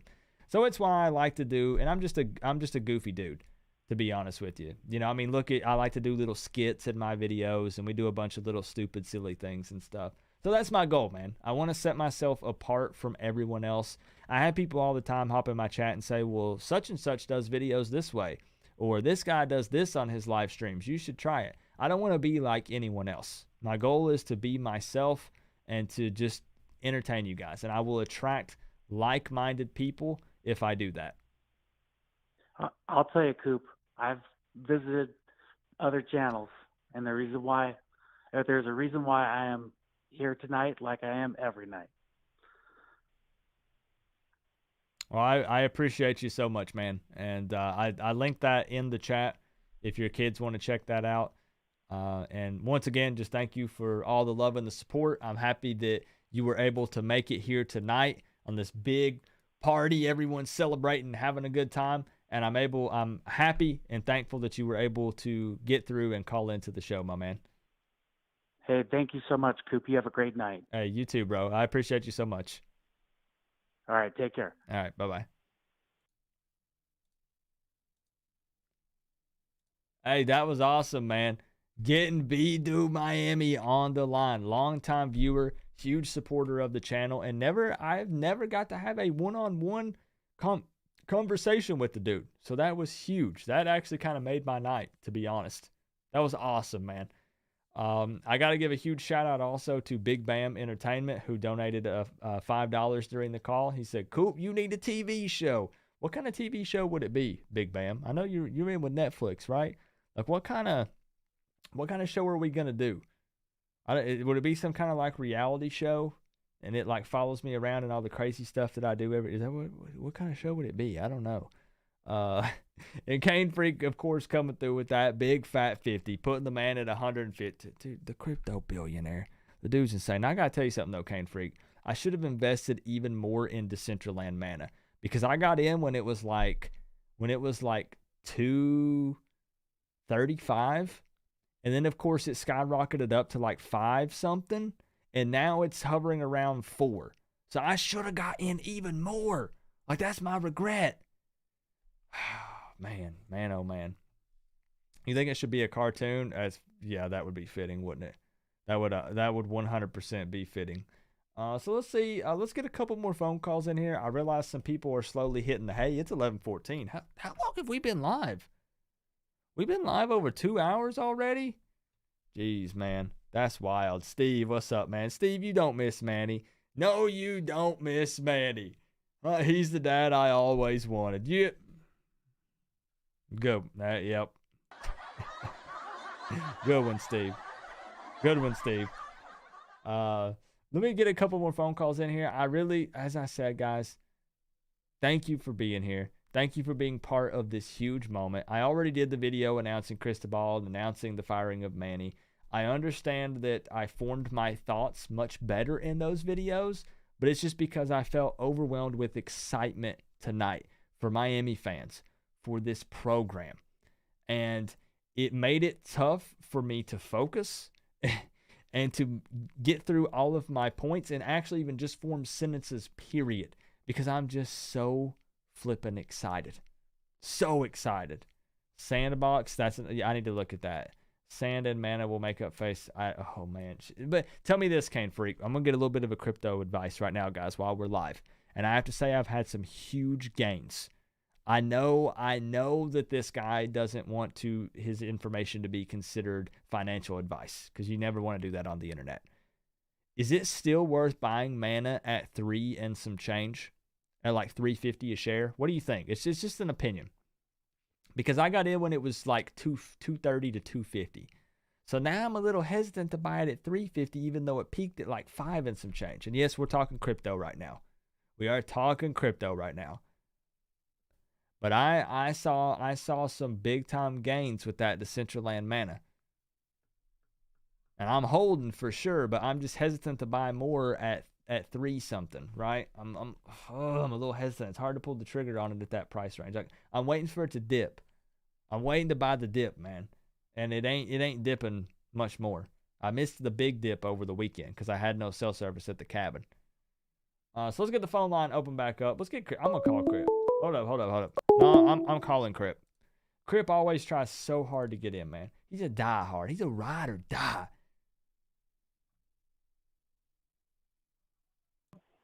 How you doing? Well. What you want? It is the man himself. I'm kidding. I'm not here. I can't believe that Crip. I can't believe that Crip actually answered. Normally, guys, Crip looks at his phone and he says, "Oh, it's that Coop guy again. You know what? I ain't got time for him today."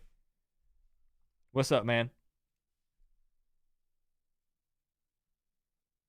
Wait, did he? Crip didn't really hang up on us, did he? Hello?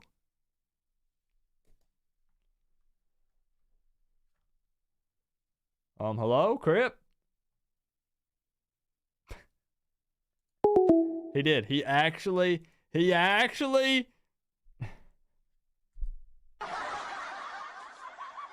was that a voicemail? Hold up a minute. Wait a minute.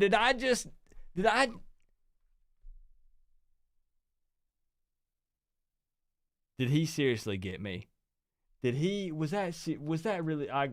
Listen, me and Crip are about to fight. Hold on, guys. I'm not even playing. Hold up, I'm calling him back up. Crip sent me the voicemail and trolled me with his voicemail. Honestly, bro, amazing.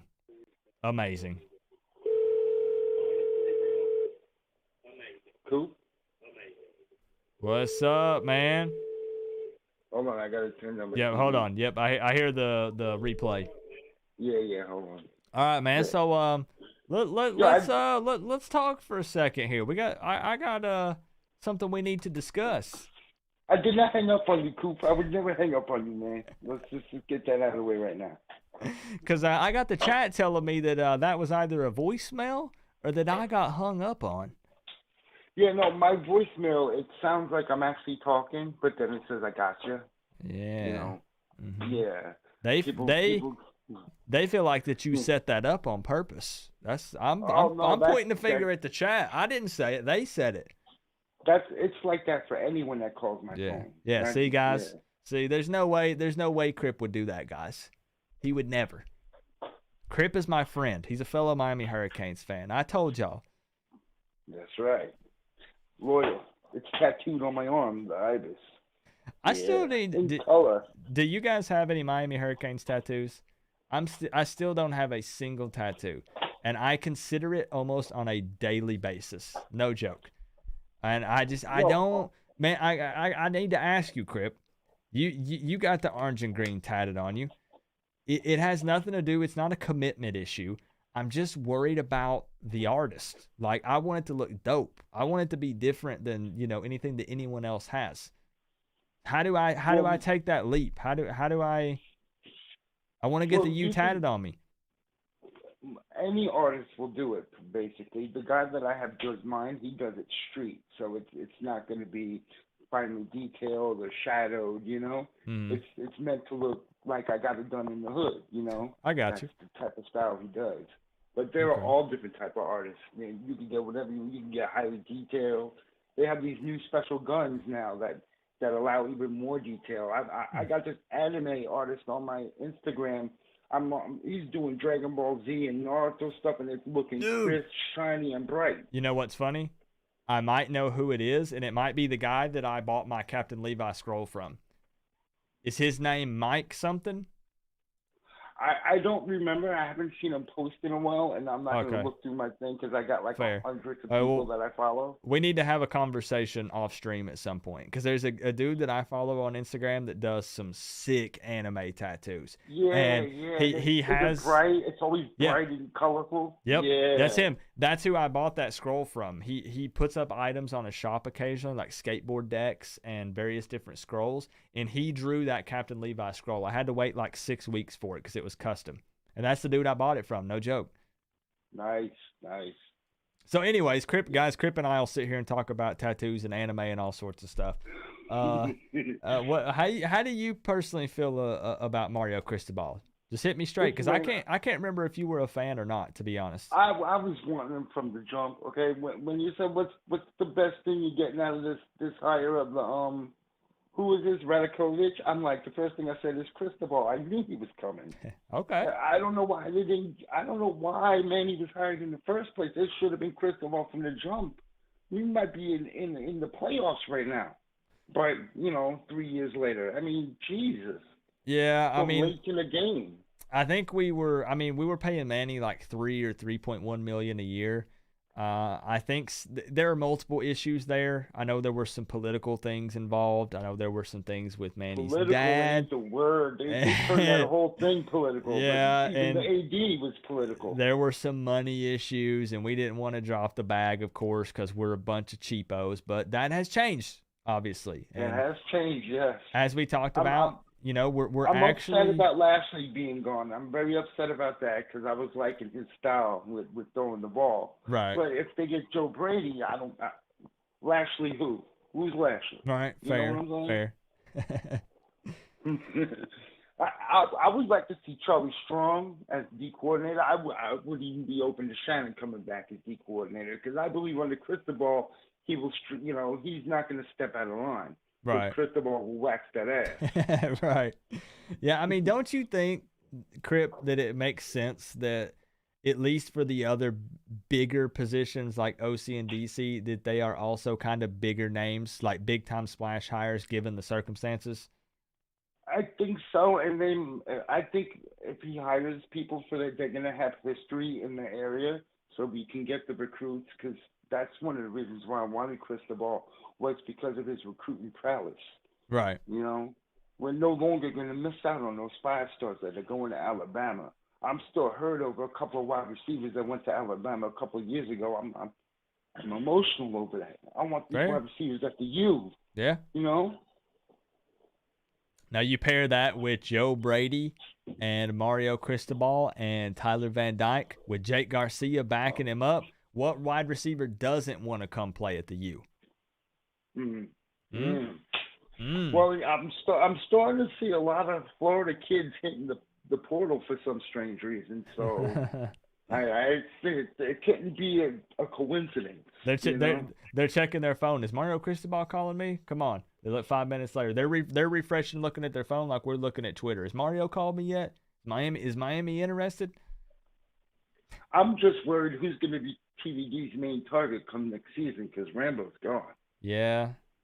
It'll be interesting because even if we do suffer a little with recruiting because we're, kind of late to the game with getting Cristobal in here and filling out this staff and whatnot, because you think about it, a lot of people are hyped for Cristobal, but for this early signing period, we don't have an OC yet. They don't even know who's going to be calling the plays right at this very moment. They don't, but I think Cristobal's name and the fact that he worked with Saban, I think he might even get us in the top 25 by this time this is all over because he's already doing it. He's already on the recruiting trail. He hasn't even just moved his stuff into his office yet. Right. And he's the you, you know. He can't. This is probably going to be his baby. He's going to nurture it and care for it and caress it and make it become the monster that he is. Hey, I like the way that sounds, man. Honestly, and you're right. Yeah. His name alone also just carries some weight. You're very right. That's what I'm saying. Because wherever he went, besides FIU, but no one can coach up FIU. That's a different story. But, you know, look what he did in Oregon, for crying out loud. People saying, oh, he's got a losing record. Oregon was crap when he got there, you know? They weren't winning nothing. It's that same thing I said. I know there are some Miami fans that feel that way. But it's mostly people who are salty and upset because they didn't think Cristobal was a realistic option. And as I said, he was this great, awesome coach until Miami got him, and now all of a sudden he's no good, and, oh, we didn't want that guy anyways. You have no idea how many comments are on my channel on the hiring video of Oregon fans saying, we were pushing wanting him gone anyways after the Pac-12 championship. And they were saying, well, we had moved on already before you guys hired him. Yeah, if you say so. Because listen, if you think about it, that Pac-12 championship, he could have been distracted knowing that this was a chance for him to come home. So his mind might not have been completely in the game. And it's possible. It is. And, it's one of those things you have to factor in. I kept preaching to people family. And what was it that he continued to mention during his press conference? Family. Familia. I didn't see the press conference. I was busy. Oh, okay. Well, no, he preached family a lot. All the former players that he played with that were family, former coaches, the fans, all the people in the building during the press conference, the players. Family was a huge talking point and big importance for him. And that's why I kept preaching to people. They were like, you guys, Miami ain't got the money. Well, number one, we do got the money. We dropped the bag. But also, like I said, don't ever underestimate the power of family, man. And it's unfortunate. Hopefully, prayers up for his mom, that his mom ends up being okay. Could that have actually been potentially another contributing factor to him coming to Miami? It actually could have been. I don't know how serious her condition is with her being in the hospital. And hopefully she has no issues, 100% recovery, and she is okay. All I'm stating is just the fact that could have actually played a part in it. It could have. There are many other reasons for him to come to Miami. Many others. Yeah, there's a lot. Home, family. Yeah. He's probably got a whole contingent of family that live in that area that can't afford to move where he goes. The opportunity to go ahead and come home and potentially, take care of your mom, make sure she's okay, while also getting a pay raise, while also getting a fat stacked contract. You can't, you don't turn that down. 10 years. $8 million per season, Crip. $8 million. 10 years. Dude, there's some good things about to happen. And I'm not trying to get too excited about it because I get a heartburn from all the excitement. I can't be getting this excitement. But I'm just so hyped. I'm happy for the program. This is what we deserve. This is what we've been waiting for. All these years of struggling and crap put on the fields for us to watch through Al Golden, through Randy Shannon, through all this crap. You know what, Crip? We do deserve it. It's over. We do. It's over. We It's a new day. Yes, it is. % deserve this. Yep. You're right. Back to all this crap getting beat by FIU and Butch Davis fucking flopping on us. I'm done. I bet you if that would have happened with Cristobal, he would have ran over there and clotheslined Butch Davis for that. And I would have been all for it. Hell yeah. That was disgusting. I gotta ask you though, real quick. Let me try to get us back on track here.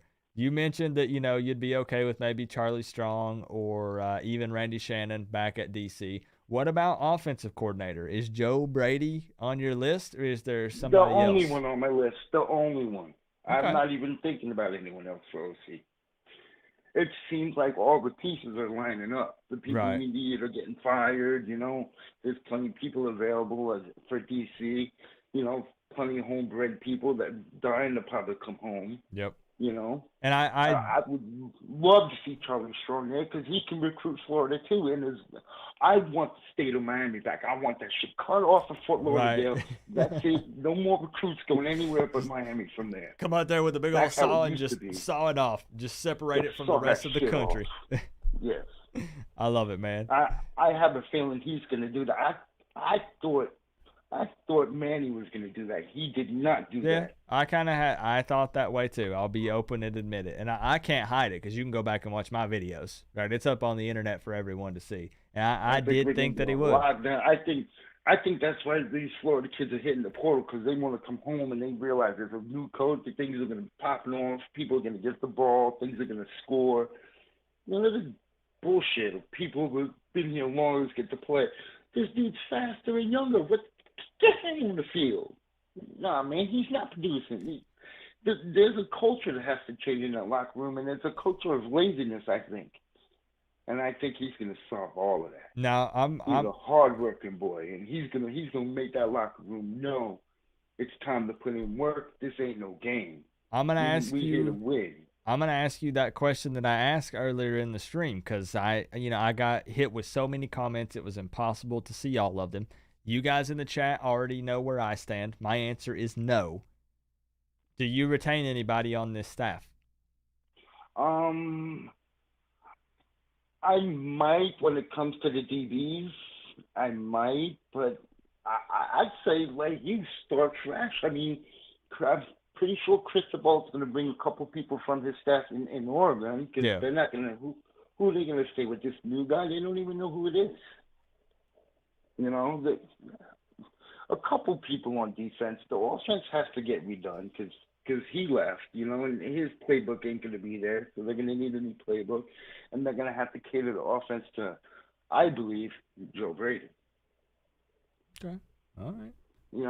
And if he can't recruit, Cristobal will pick up that slack in a second. He's like, I know that. We don't need an offensive coordinator that can recruit. That was the huge debate on Twitter and social media was the fact that Joe Brady's not the best recruiter, and I said the exact same thing you did. Obviously, I would like to have someone who has those strengths all around, right?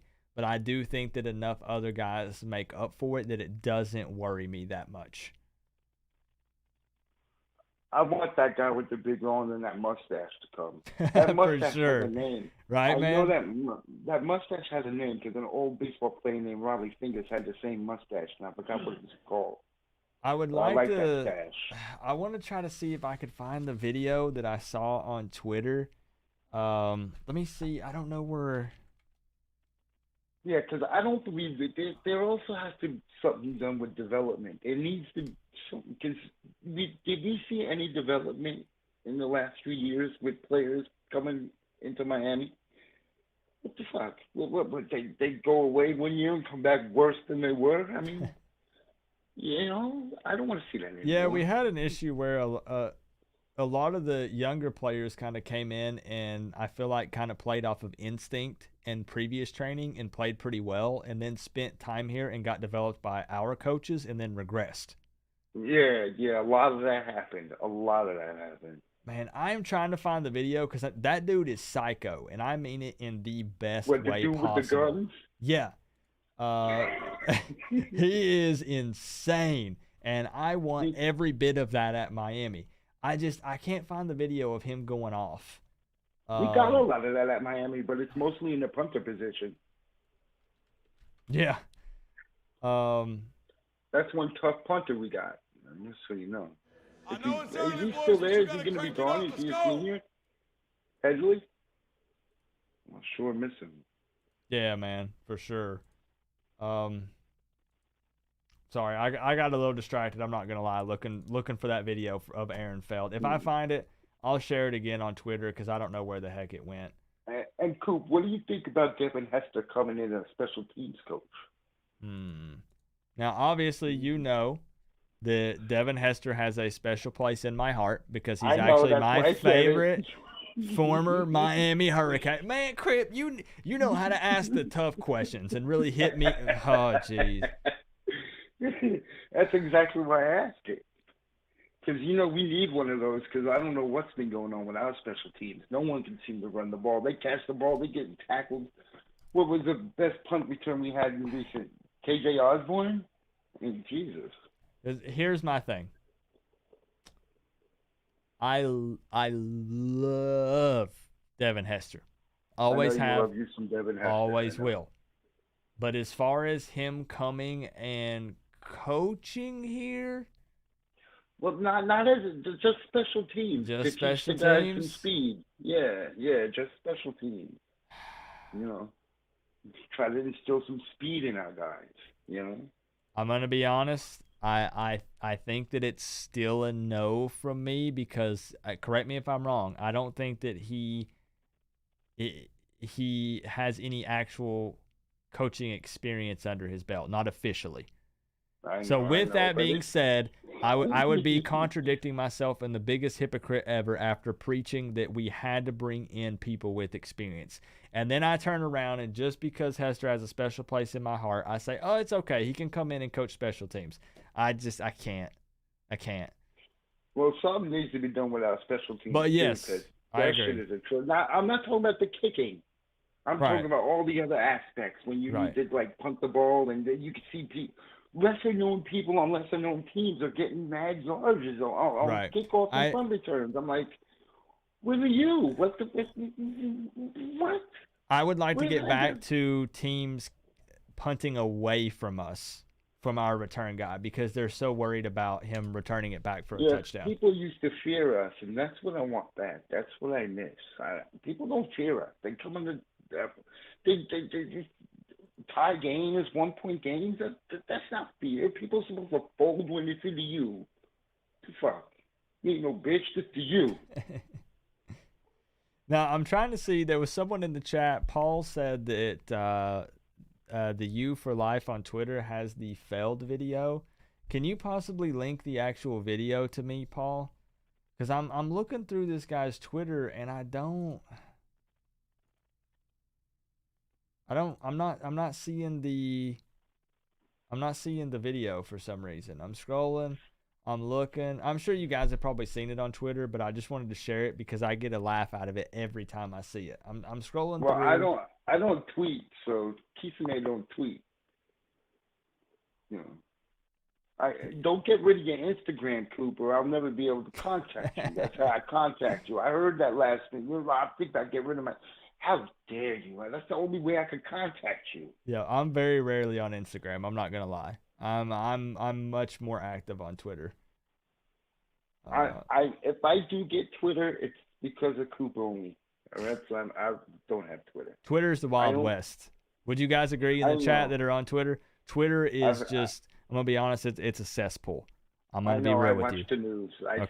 It's bad. It's real bad over there. I know. But I know. But yeah, 904 Hurricane says, Coop video says 2 hours ago and you're still live. We're just chilling, man. We're just chilling. I know, guys. I've been on the phone with Crip for a hot minute, but Crip's a cool dude. I enjoy talking with him. We banter back and forth. When you gonna Twitch stream again? Soon. I've been stressed, man. Got a lot going on, so.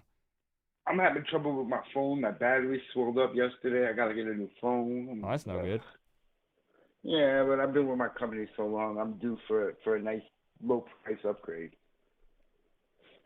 All right, Crip, I'm going to go through and try to rotate and get a couple more callers in here. I know a lot of people kind of want to give some feedback on the Cristobal situation and their dream hires and stuff for the staff. It's a So, new day. Yes, man, it is. it just feels good to host a stream and everyone's excited. And it feels good to know that we have a future now. Right. You know, the things are going to look up. Up until this point, it's been me ranting and venting, and everyone's yelling back and forth at each other. And now, finally, for a night, it feels like we've there's a few small disagreements when it comes to the staff and stuff, but I feel united at the moment, and I love it. It feels so good, man. The years of mediocrity are over, Coop. I hope They're so. Over. I hope so. I do feel like this is the first step. So, Crip, man, it's happening. I appreciate you so much, man. I enjoyed the conversation. Hopefully next time you won't have to call 42 times to get in again. What? But let me see. You want me to do a tally of how many? Hold on. No, I don't. I don't actually. Hold on. 36 times. 36. Okay. And I ended up calling you, and then you hung up on me. Yeah, because I was trying to call you, and I hung up before so I could catch it, and then you got my voicemail that tricks everyone. All right, Crip. I appreciate you, man, and I'll talk to you again soon, bro. All right. All right. Bye-bye. Hey, man, listen, I don't pretend like I'm good at pushing people off the phone. I just enjoy talking with you guys. And as I said, I kicked off the stream with super high energy, and we were chugging Mountain Dew, and things were getting wild and crazy. But I'm kind of enjoying this just kind of chill. We're just happy, guys, right? We're just vibing. It's positivity. We're excited, and we're just chilling, man. We're just chilling. Crip is a good guy, y'all. Crip is a good guy. All right, let's see if we got it back open up, guys. 865-229-4131. We actually have someone on the line right now. What's going on? Hi, this is Jim Short. I wanted to talk to you about the gentleman Ruiz who is proposing to build the stadium. Yes, we can talk about it. Okay. I read something about it. He's got two boys that attended University of Miami and played on the baseball team. His daughter was what they call a sensation. So I guess that's like a dance type thing. Correct. Yep. Yep. And they just him and his wife just have an affinity, and the kids just have an affinity for the school, University of Miami. They feel like they're obligated to do something nice, and we should not let this thing die on the vine. This guy's looking to put about $400 or $500 million out there for a stadium. It ain't chump change. The dude's got money. He's got a lot of money. Yeah, more than I'll ever see. Yeah, I've been a Canes fan for 60 years. Nice. And I've been watching this thing. A stadium with Hurricane fans in it near the campus is almost, oh my God, it's almost imperceivable how great that would be. My thing is, the point that I made on the campus thing that I think a lot of people misinterpreted whenever I was on Twitter. I made the point when speaking on the stadium that obviously closer to campus is better, right? Because even just for the players, you don't want them to have to travel to get to a stadium very far.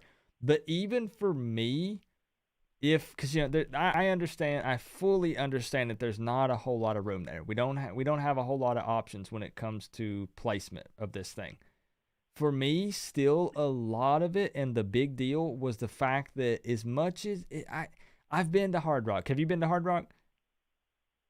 Yes. Yeah, it's a beautiful stadium. It's gorgeous. I was there and literally watched the sunset in 2018 at the FSU game. It was actually very loud. Everything there is really up to date and new and fancy and all this cool stuff. But still, at the end of the day, it's not our home. It's not ours. It's not our home, and it's cavernous. I mean, plus it's 27 miles from the university campus. Those kids don't want to travel 26, 27 miles to a game, you know? They'd rather, I mean, the college experience is to attend a stadium that's close to the campus. Right. So And if you had a 50,000 seat stadium that was sold out, you'd never find a ticket to get Right. into that game. Yeah. Never. And the concessions, the parking, all the fees that they could bring in, money, revenue, would be self-sustaining. Right. And there's no denying that it would be an insane amount of work. And there are so many hurdles and different things that we would need to go through to actually make it happen. However, you brought up an excellent point early on in the conversation when you mentioned that we need to run with this and at the very least humor it and take advantage of take advantage is kind of the wrong word, but I guess not actually. Take advantage of the opportunity. I mean, when else has somebody come out and said, I'm willing to drop $400 or $500 million on this thing? And I did. Oh my God. He's got Alonzo Highsmith on board. Jimmy Johnson is on board. And at least one of those two, if not both of those, have joined this little committee that they're putting together to try to make this thing happen. Oh yeah, this is going to get some momentum. There's no doubt about it. What's interesting to me is the amount of negativity and the huge number of Canes fans just straight shooting this down on Twitter. And I understand. Yeah, and you know what? I get that it's low on the totem pole on priorities. But the thing is this isn't something that Cristobal or any of the coaching staff has to worry about. We're talking about boosters and other people that are focusing on this thing. So he can continue to recruit and do his thing, and it's not any type of distraction. But I do feel like it would be a mistake to laugh at this and say, yeah, right, let's not even give this any of our attention when this guy is willing to put this type of money and these resources into this thing. You've got to at least humor it and see where it goes, right? Well, yeah. I mean, he's talking about Coral Gables High School. Coral Gables High School was there before I was there. Mm-hmm. And I've been a Canes fan for 60 years. I mean, that school is antiquated. That he wants to raise it, take it down, and build a stadium there. It's a 26-acre track, and they only require, for a 50,000-seat stadium, they only require 40 acres. Okay. So it's got more than enough room for a 50-acre stadium. The main problem with building a stadium in Coral Gables is Coral Gables. Yeah. But most of the people that were rejecting the proposal by Schnellenberger back when he wanted to put a stadium on campus, was those people are gone. A lot of them have died. A lot of them have sold off. Their children have taken over their properties. I mean, they need to feel this out and see, right. See if there's any, there's any bark in this dog, And see, I've noticed several people in the chat, mentioning traffic and no way it can happen in Coral Gables. I will say that Ruiz has been very open, because I don't know if you guys know this. Let me say two things real quick. I took an opportunity to shoot my shot, and I contacted Ruiz, and I asked him if he wanted to come on the show and kind of be one-on-one with the fans and talk about this stadium thing. Now, I realize he doesn't know who I am. Obviously, I'm a nobody to Ruiz. All I'm saying is it could actually potentially happen in the future. I can't promise or guarantee anything, but there is potentially some interest there. The thing, though, is that he actually kicked off like a little podcast, the Ruiz family thing that they were doing on Facebook and Twitter, and he was very open in saying, I said all that to say this, he was very open in saying that he's not all in on just one place. Like, people are mentioning Tropical Park and some other various places to put this. He's not locked in on one thing. He's just saying that he would be. He kind of has an idea of where he thinks it could happen. He's done a little bit of research on it. Obviously, he has the money. That's not a problem regardless. But he's trying to, get some people on board on this committee thing. And he did have he got hit with a lot of negativity. I don't know if you saw, even Donna came out And they interviewed her, and she said, that's just so unrealistic and so silly, and all these various different comments regarding it. And he fired right back at her, and so did Alonzo Highsmith. Wow. So that is so small-minded. Yeah, I can actually, let's see, because I've got Ruiz here on Twitter. I'm trying to remember. I'm going to be straight up and honest with you. I kind of like his mentality and the way he approaches things. It's no nonsense. He's all business. And honestly, looking at his background, when he says something, he means it. He's not playing around. Someone else also. Did you know that his daughter is married to Mario Cristobal? Yep, sure did. So there are some, I'm telling you, oh boy, people who are saying this can't happen or it's impossible. What did I say? Remove the word impossible from your vocabulary. Because now let me just show everybody real quick. I'm pulling it up on the screen right now. When they talked to Donna, she said it's ridiculous, it's crazy. Why would we even be talking about this? Ruiz actually commented on the interview and said, I'm pulling it up on the screen so you guys don't think I'm making this up. He says, "Really, Donna? Respectfully, you're the reason why we are in this mess to begin with. Your opinion on this subject, I am sure just like me, no one values your opinion. You were at the helm and did nothing to help the program. I'm trying to do all I can. The time is now." Regardless of what happens in this situation, guys, I'm just telling you, I like this attitude. Yeah, I do too. Call out the BS. And we had Sam Jankovic as an athletic director way back when, and he did a lot of stuff for the University of Miami.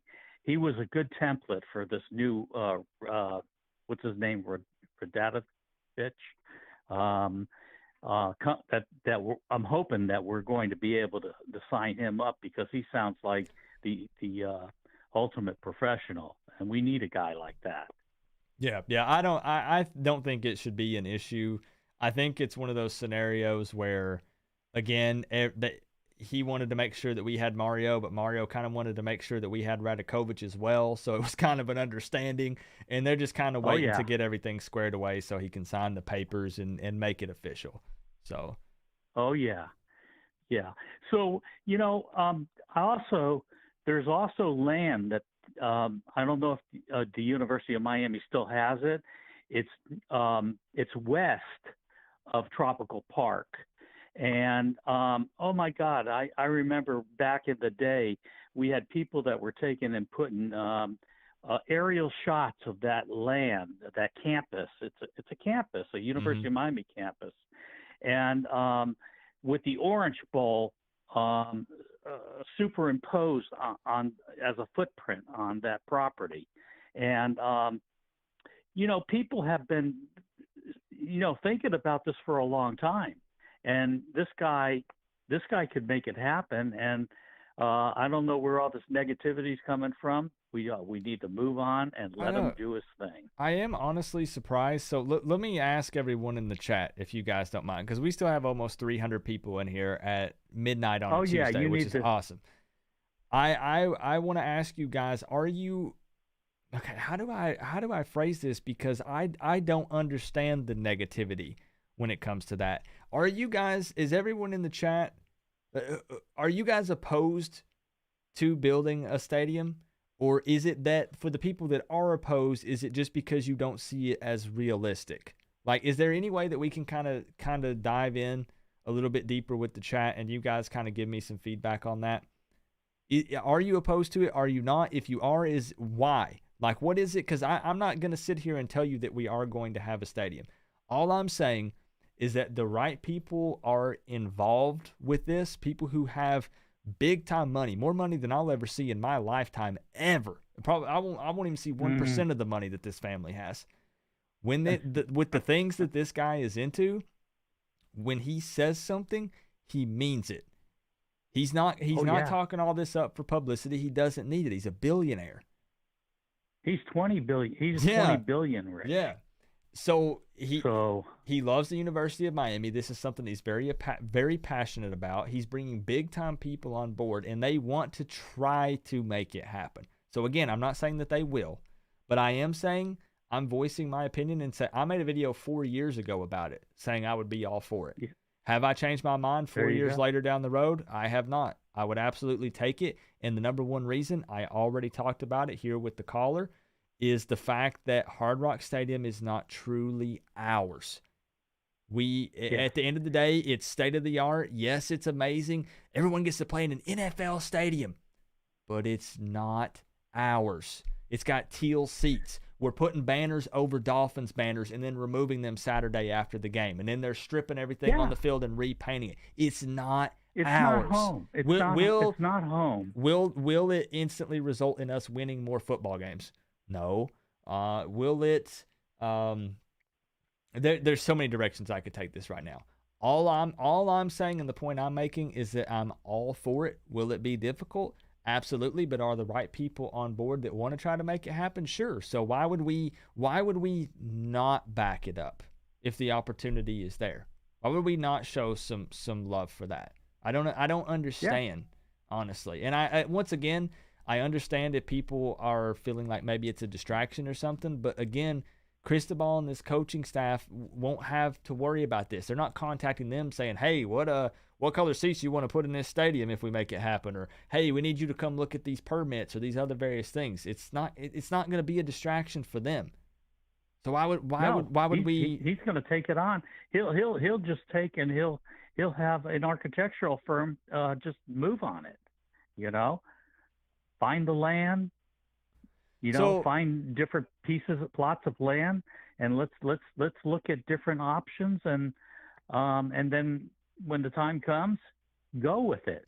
That's why I don't know where this is coming from, because most people, like in my chat, for instance, right now say not opposed. I'm all in. I'm not opposed.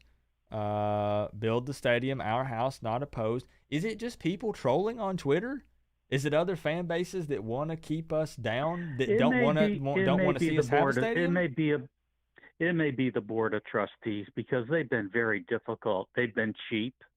They haven't supported athletics to the extent that really this program deserves. I mean, we're five-time national champions. Let's put us back on the map where we belong. Yeah, and as I said, having a stadium would be outrageous. I just want to make it clear that it's definitely not anywhere near the top of our priority list. I fully understand that. But again, if these people want to tackle it, I see no issue with it at all. I'm just making that known because I see more people in the chat talking about we need to win first and this and that, but it's not at the top of our priority list. It's not even close. Just like when we had the discussion about if Mario Cristobal would keep the turnover chain and touchdown rings. That's the least of our worries right now. But for these streams, it's at least a talking point. It's something that's going to be addressed at some point. So I just wanted to have a discussion about it. Yeah. Well, with Mario, you're not going to have to worry too much about the football side with Mario. Right. Because I'm sure he's got a list of lists, for everything that he needs to do.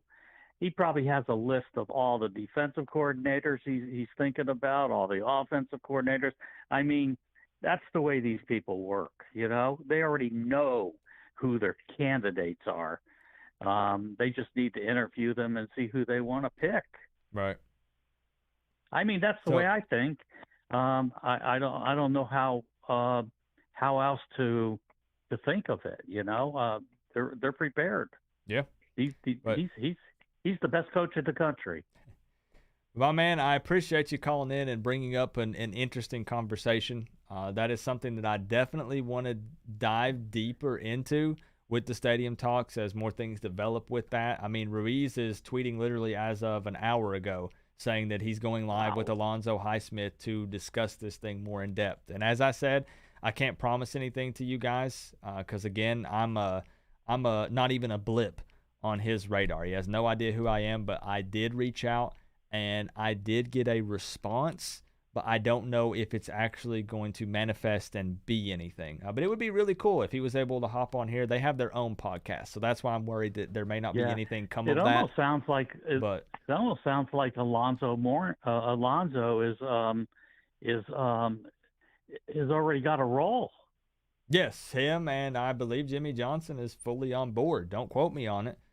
But they've voiced, some excitement over it, and I believe they're going to work with Ruiz and some other people he has on board with this. So hey, we'll sit back and see what happens with it. I ain't gonna be mad. Oh, it's gonna be fun. It's exciting. These are exciting times. Yeah, but I appreciate you calling in, my friend. I'm gonna try to get a couple more in. So okay, go for it. Enjoyed the conversation, my friend.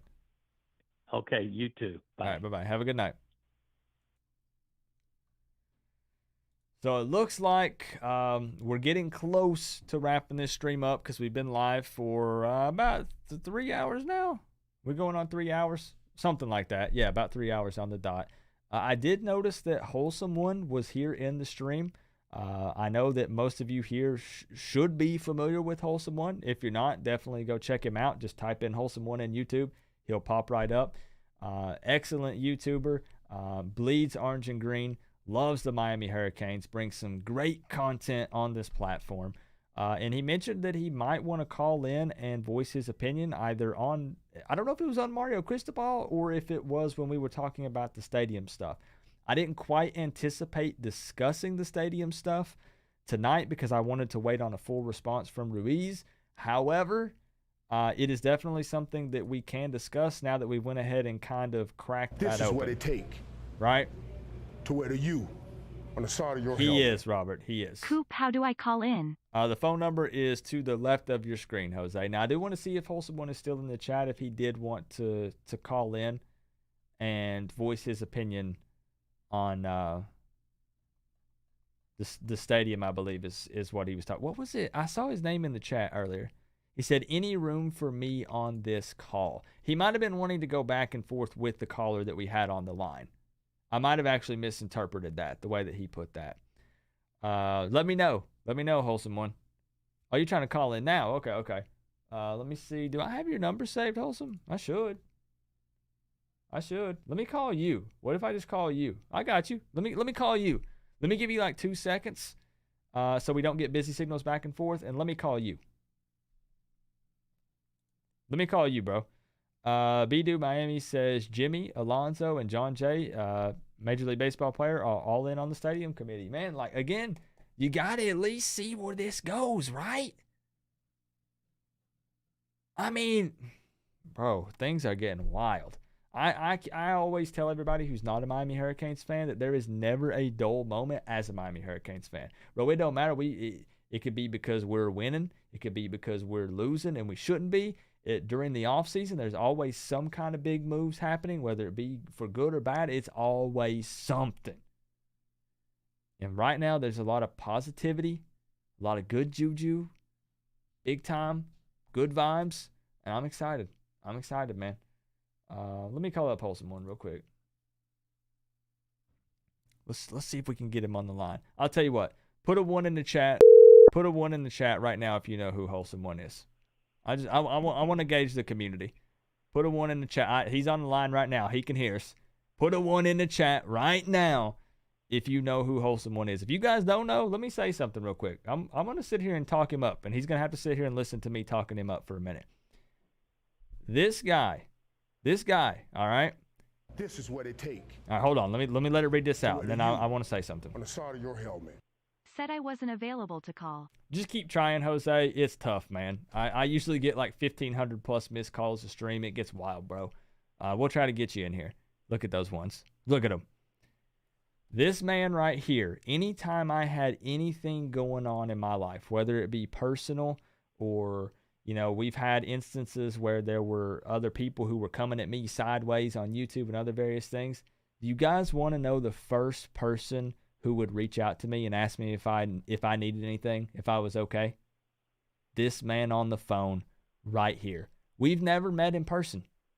We just are both Miami Hurricanes fans, content creators on this platform. We've, become friends as we've had conversations.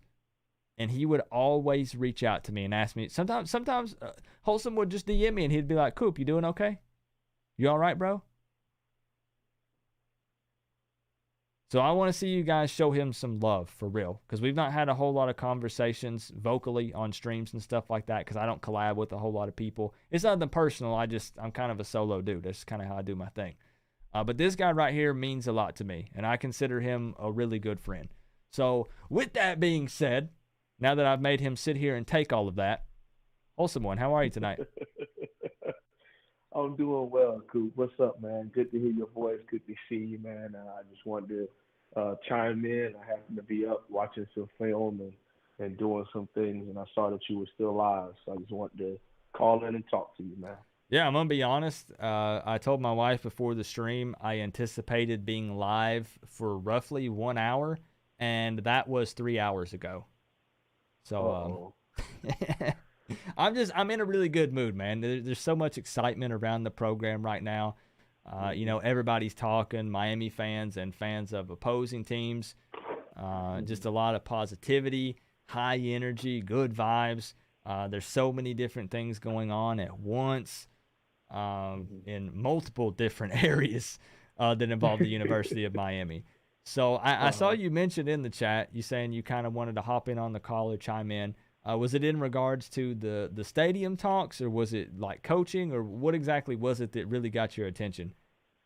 Oh, man, I don't remember the last time I was able to do this was 2019 summer, when I came and broke down the importance of the transfer from Trayvon Hill from Virginia Tech to Miami. And I broke down about how important it was to get a guy like that in our locker room to let us know, what we weren't doing right. Mm-hmm. And tonight felt like a good opportunity with all the positivity that's going on. And, we've been around for a while, going on 4 years for me. And, I go back with you to your college football vids. And Yeah. You were doing all the college football. And, back in the day. We haven't really had these times. We weren't around for the Mark Richt hire. So all that positive energy weren't around, but we were around with the Manny Diaz hire, and there was a lot of skepticism about it. It was like, I'll support, but we could have gone in a different direction. Right. Yeah, I always tried to remain optimistic because, I'm one of those people that firmly believes you get back what you put out there, the energy and manifesting things that you want and all these various things. So I tried to support him for as long as I could. And as you said, it's interesting because I know other people have said it, not just me, but I'm truly not used to all these good things happening for us, or at least what seem like good things. Because as you mentioned, all I've really known is being mediocre and negativity, pain, suffering, week in and week out, getting my hopes up every single season just for it to all come crashing down over and over again, even back before I started this YouTube channel. So it is just, it's refreshing, and it's why I'm still live, 3 hours later after I planned a 1 hour live stream. I'm so excited right now for so many different reasons. Yeah, man, it's a positive feeling for once. And to be honest with you, you speak about manifesting something. Yesterday was really surreal for me because, I was brought to tears with this hire. This was something that meant a lot to me, is being able to speak on Mario Cristobal and what I thought he could be for this program. And I never once thought that we would actually get it done until the smoke started to come up. And, right. Of course, some people were laying train guys. And I remember, we had to do videos on Lane versus Mario, and it felt like we were jabbing at one to uplift the other. And it's like, everyone just had opinions. And honestly, it was for the first time something that was pretty respectful amongst the Kings fans. It's like, all right, either way we're good, But for me, it was always Mario, and there was a long list, and then there's number two with Lane. Because as far as what we needed and what we want to become, someone that can truly build this program from the inside out, being able to have the buy-in from boosters and former players, to local coaches and highly respected, to National Football League coaches, to all conference players, to going to Oregon and building Oregon from a 7-5 team to a 12-2 Rose Bowl winning championship team in year 2. There was just so much about Mario Cristobal and the person that he is and how he carries himself that I think is very important when building young men. And that's what the business of coaching is about. Yeah, wins and losses is what us as fans care about. Right. But when you're in those buildings, it's about building, young men to go on and be fathers, to go on and be, the owner of a big time company or whatever. Because everyone isn't going to play in the NFL. And the kind of person that Mario Cristobal is, and I was really big into getting him because, yes, Lane would have been fun and flashy and, we would have been out here boats and hoes, having a good time. But yeah, as far as truly building something, I think it was a home run hire. And like I said, I was brought to tears, man. I couldn't even believe my eyes.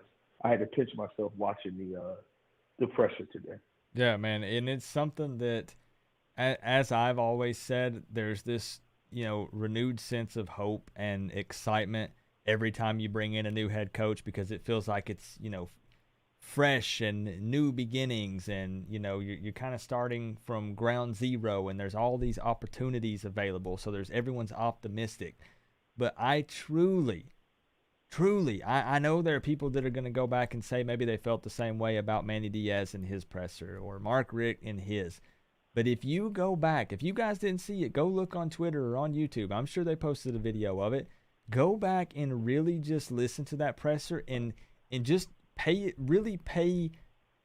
extra attention to Mario Cristobal. Pay attention to his facial expressions. Listen to his voice when he starts speaking on family and that being his home, and the goosebumps that he got as he walked back through, when he got on campus from whenever he played in the past and all these different things.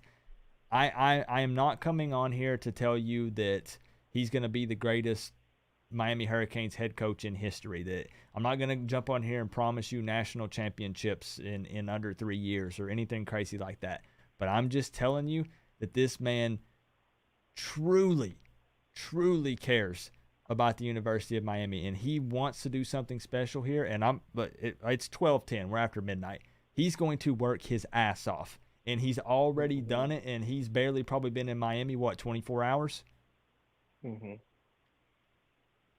And again, like I said, I'm not here to crap on Lane Kiffin. It is what it is. We got our guy, but all of those things. And when you think about who Mario Cristobal is, and you look at his resume and how he built and who he went through with being a Jimmy Johnson recruit. So he was signed by Jimmy, played the national championship as a freshman as a guard, and then was an all-conference player and all-American as a tackle for Dennis Erickson, 2-time national champion as a player. Then he goes off and plays in the CFL for 2 years, realizes this isn't his passion. He wants to give back, so he got back into coaching. Well, he was a GA at the University of Miami under Butch Davis from 1995 through 2000. Okay? Then he was also an offensive line coach there under Art Kehoe. So that's another person that taught him, another mentor for him. He goes off with Greg Schiano to Rutgers with his first position job. He goes in and learns there. Then, of course, he gets his opportunity to be the first head coach at FIU. Now, a lot of people want to bash about him being 61-60. Well, about 30 of those losses, 30 to 35 of his losses, were at FIU when he was their second coach ever, building a program damn near from the ground up. Yep. But then you look at his record at Oregon. I think he's 32-13 because of those 2 losses. Yep. With his time at Oregon. So, then, he goes over to Alabama. He comes to Miami before that, after the FIU thing. Goes to Miami. He's there for 6 weeks. Realizes this is not it. This is complete turmoil. No one knows what they're doing. He leaves there. He goes to Bama. And some people would never forgive him for leaving Miami the first time. But it was better for his career. Right. Then he goes to Bama, and think about the growth. This guy had no connections to anyone at Alabama. Within 1 year, he went from just being an offensive line coach to being offensive line, assistant head coach, and head of recruiting after being on the job for 1 year. That speaks volumes. Nick Saban trusted him to do that, and things went, did well there, won a national championship, won recruiter of the year and all that kind of stuff. And he goes off to Oregon and, again, like I said, built Oregon from 7-5. I'm not saying he started their program because Chip Kelly was the one who really put them on like a national stage. But he inherited from Willie Taggart, which it kind of fell off. They were 4-8, 4-8, and 7-5. And he took them from 7-5. The next year, they were 8-5 his first season. The very next year, they're 12-2 and won the damn Rose Bowl. Yeah. So again, yes, things ended kind of left at Oregon with the Utah debacles. But you talk about what he does in the recruiting. You talk about Miami having a whole bunch of investments from the Columbus alums and all of that, to being able to flip this roster. He's been there for maybe 28 hours and has already met in person with the families of two of our most important recruits before he even took his damn suit off. Yep. It's important, man. It's important. It really is. I understand he has to get a great OC. He has to get a great DC. It makes sense. It just makes sense that he has to. And with Miami saying that we're going to dedicate $20 to $25 million to build you a staff, that means we need to swing for the fences. Yep. And in my opinion, we need to swing for former head coaches on a defense. I mean, Joe Brady will be the guy on offense. I don't know if you know that, Coop, but it'll be Joe Brady on offense. Yep. News broke from Footballville earlier tonight that it's Joe Brady. So defensive-wise, I would prefer Will Muschamp, but, we'll see where they go with it. Yep, that's actually when earlier in the stream we went through and kind of broke down our wish list for OC and DC and all that stuff, and I have Muschamp as my number one for DC. Not making any kind of predictions or anything, just an actual wish list. Yeah, man, it's kind of crazy that he gets, with us being as media, we get a bunch of hate and we just accept it and kind of move on. But yeah, some of these coaches that get, hate for what they've done. This is what it takes. He may not be that good as a head to wear the coach U on the side of your helmet. Coordinator. He's one of the best defensive coordinators and defensive minds in college football. But it's hard to explain that to people who don't want to hear what they don't want to hear. People aren't gonna, if they don't care, they don't care. But you can do about that. So that's just where I am with it, man. I'm hoping that things get better. I think things are on the up and up, and we're excited about what a program is. And I'm still kind of in shock seeing him in that orange and green and seeing him throw up the U today. It really touched me. I know it's been hard ever since I watched that this morning to really honestly focus on anything else. This is what it takes. It's like I keep replaying it in my head, little clips, of things. Enjoy your shows, and just thinking about possibilities, things that we could accomplish, what our next move is going to be. And I already eat, sleep, and breathe Miami Hurricanes, and now it's kicked it up to another level that I didn't realize was possible until we hired Mario Cristobal, and then I heard the introductory presser. Yeah. I tell you what, the only person I'm excited, I'm even more excited about, or the people that I want to see hurt even more is these Oregon fans who felt like their program was so much better than us, and Nike, and why would he leave for facilities? I know that you probably get the same thing I do, because this is what's interesting, guys, because I can talk to Wholesome One as another YouTuber. A lot of times people don't see the kinds of messages and various different things we get by being on a platform like this. So I got so many DMs whenever I would make videos about Lane Kiffin and Mario Cristobal and stuff from Ole Miss fans and Oregon fans just laughing at me, calling me a bunch of names, telling me how stupid I was. And, well, here we are. Now, most of them have turned on Mario. We talked about this earlier in the stream that most of them, he was, this great, awesome coach. Then it was this coach that we couldn't afford. Then once they realized we were going to drop the bag, and we actually got him, now all of a sudden, well, they were getting rid of him anyways. They had already given up on him, and they already moved on before we hired him. So it's really funny watching, you know, the shift in that and the way that those conversations kind of flipped. It's a part of it, you know. Sometimes you're in denial. You know, a lot of people don't want to accept that their girl is cheating on them and that it's somebody else. Yeah. And the whole time they just want to keep like, nah, she couldn't do it, or no, he couldn't do it. And then when it comes out, they try to bash him and down talk him when they knew the whole damn time they were getting cheated on. Yeah, and that's how it is. I'm hoping Crayon Rider came through with the $5 dono and said, This is what it takes. Let's pull together as fans To now, you like Cristobal said. On the side of your helmet. I want to Let's say pull together as fans now, like Cristobal said. I am hoping, because I see you on Twitter as well. There's been, for the last few seasons, for multiple reasons, and there will always be some there because everyone has different opinions. I know that you've heard me preach this before, that it's okay to disagree, especially when it's out of love for the University of Miami. Everybody has their own idea of how to get back to being at the top again. But I'm hoping that with some of these positive things happening, with us actually opening up the checkbook, spending more money, getting a competent, proven, experienced staff in here, that maybe now, at least for a bit, Canes fans can kind of come together, because there's been so much division over the past few years. Bad. So I'm hoping that this can be something that can be a very positive thing, and can bring Canes fans together, because I would love to see everybody together as a family again and not be so divided. Yeah. And if you are, you do it in a respectful way, not in the way that things have turned over the last few years under the Manny Diaz era and Canes fans. Yeah, it's a lot easier said than done, my brother, because it's that Manny Diaz era was tough. I think that might have been the hardest time to be a Miami Hurricanes fan.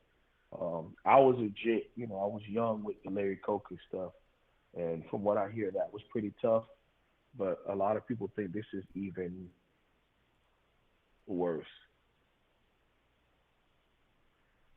You know.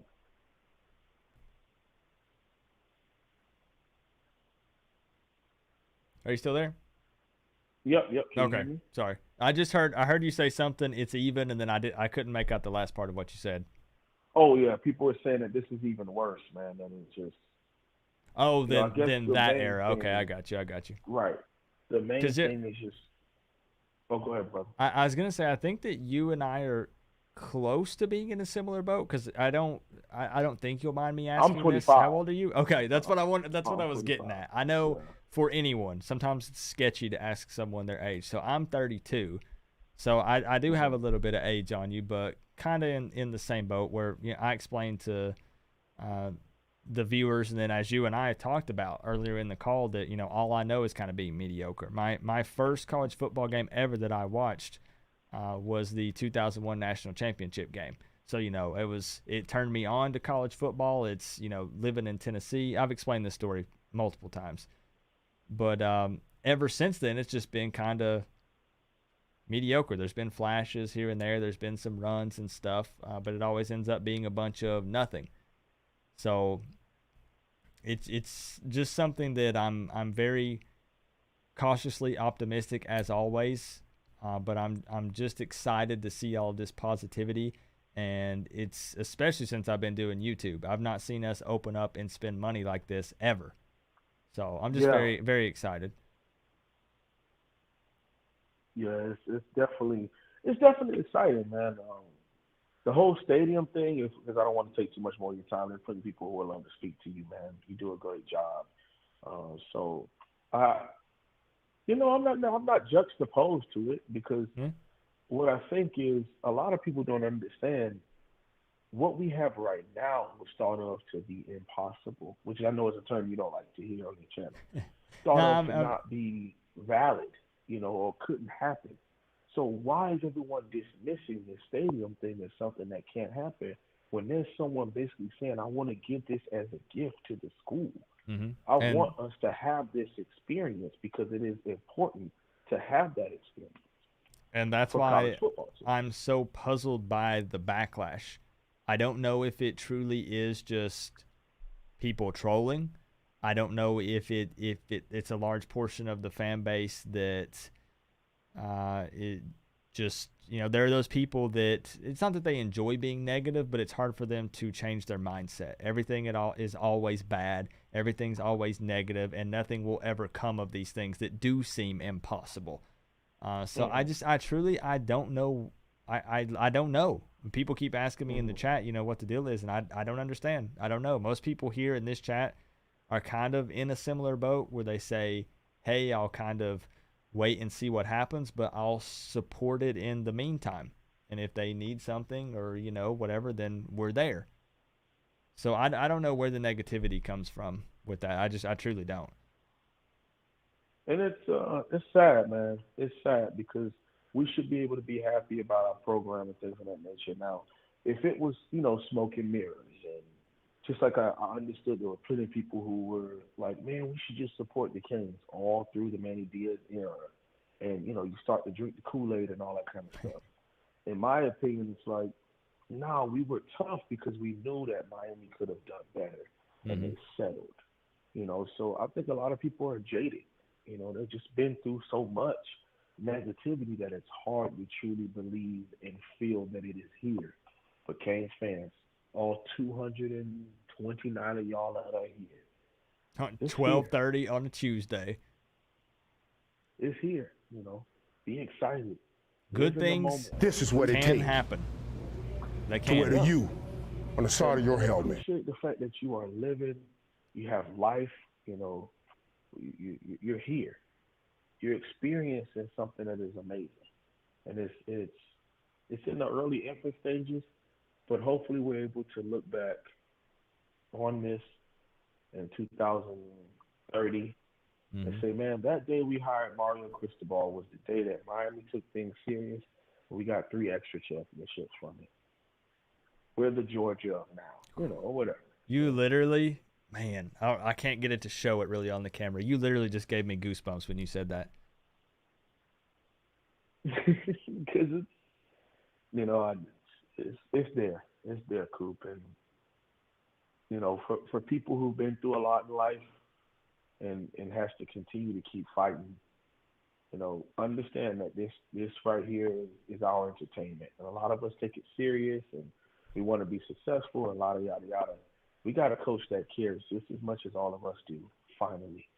So accept it. Be happy about it. Put a smile on your face. It's here. Awesome one, my man.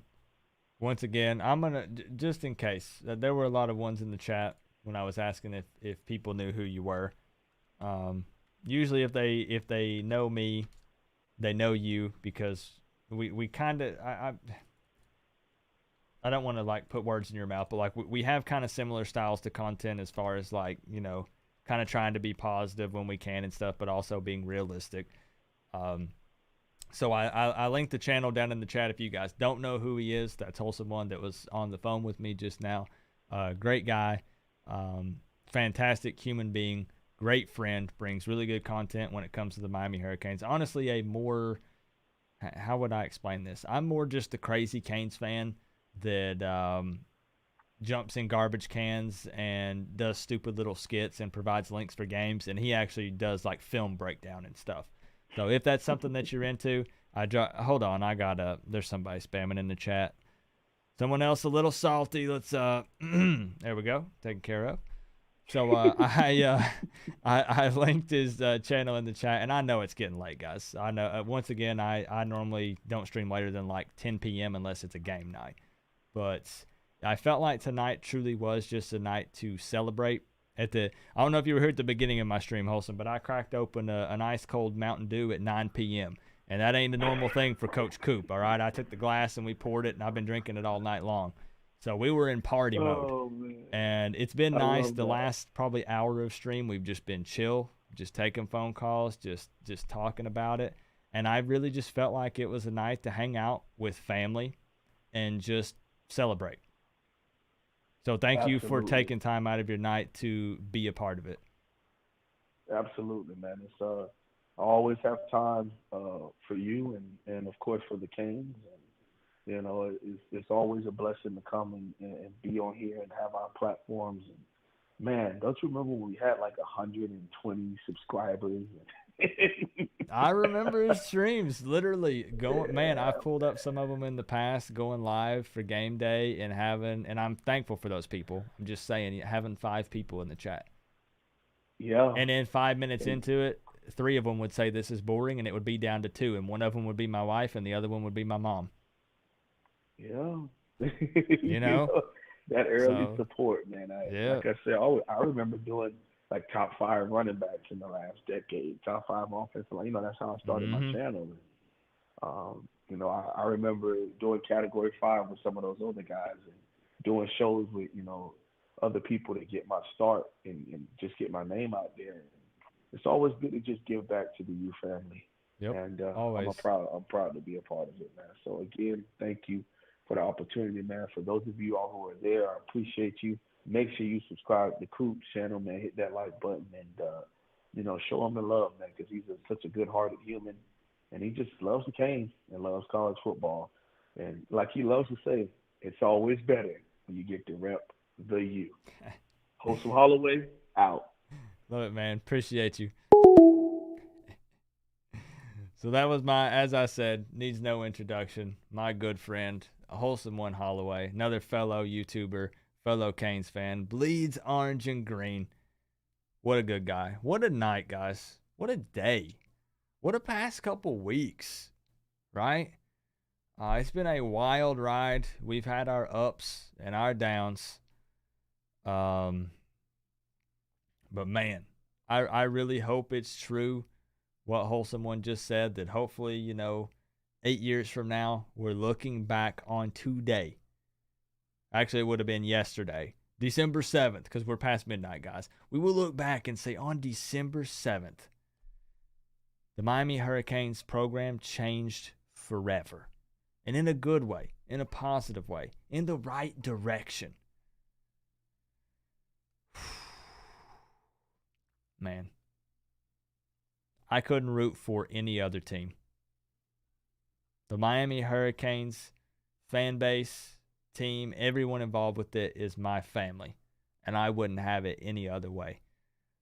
Thank you guys for joining me tonight for this celebration, for this party, welcoming Mario Cristobal as our new head coach. Lots of videos coming up throughout the week as we go through and, you know, name the rest of this coaching staff. We make some additional hires. Some more changes are made. Obviously, I have not forgotten about the Sun Bowl coming up. We did discuss who's going to be coaching that. It's going to be Jess Simpson as head coach, Rob Likens as OC, and T-Rob as DC. We will do a live hangout for that. I need to give a shout out before we wrap this thing up to Jose Castillo. He donated 5 and then another 5 and then a 2. I'll get you in, my man. I'm a man of my word. I will get you in because I know you had to leave earlier. LG coming in with the $9.99 said, enjoy your shows. I enjoy you being here, LG. Thank you for being a part of the family. Crayon Rider came through with the 5 and says, let's pull together as fans now, like Cristobal said. Exactly, my man. And Crayon Rider coming through with another 3 to wrap this thing up. So 3.5 hours, 3.5 hour stream. Man, I'm just ecstatic right now, man. Am I going to be able to sleep? I don't know. I'm going to try, but it's probably not going to be possible. I'm probably going to go to bed and start scrolling on Twitter. Let's just all be honest here. So thank you guys so much for all of the love and support. Top dono on the night was Cane Freak 2001 3 times, the crypto billionaire. Thank you so much, Blanket. Thank you to everyone else who showed love and support tonight. What? Appreciate you guys. What a great day. What a great day to be a Miami Hurricanes fan. Dude, let's throw it back like the old times, man. Like the old times. You know what? We haven't had a whole lot to be happy about, to cheer about, right? Give me a go Canes in the chat. It's 12:30 on a Tuesday. A lot of people got to work. I got to be up in like 6 hours. Give me a go Canes in all caps to wrap this thing up. Come on. Show some love. Show some hype. I'll see you guys real soon. Go Canes, baby.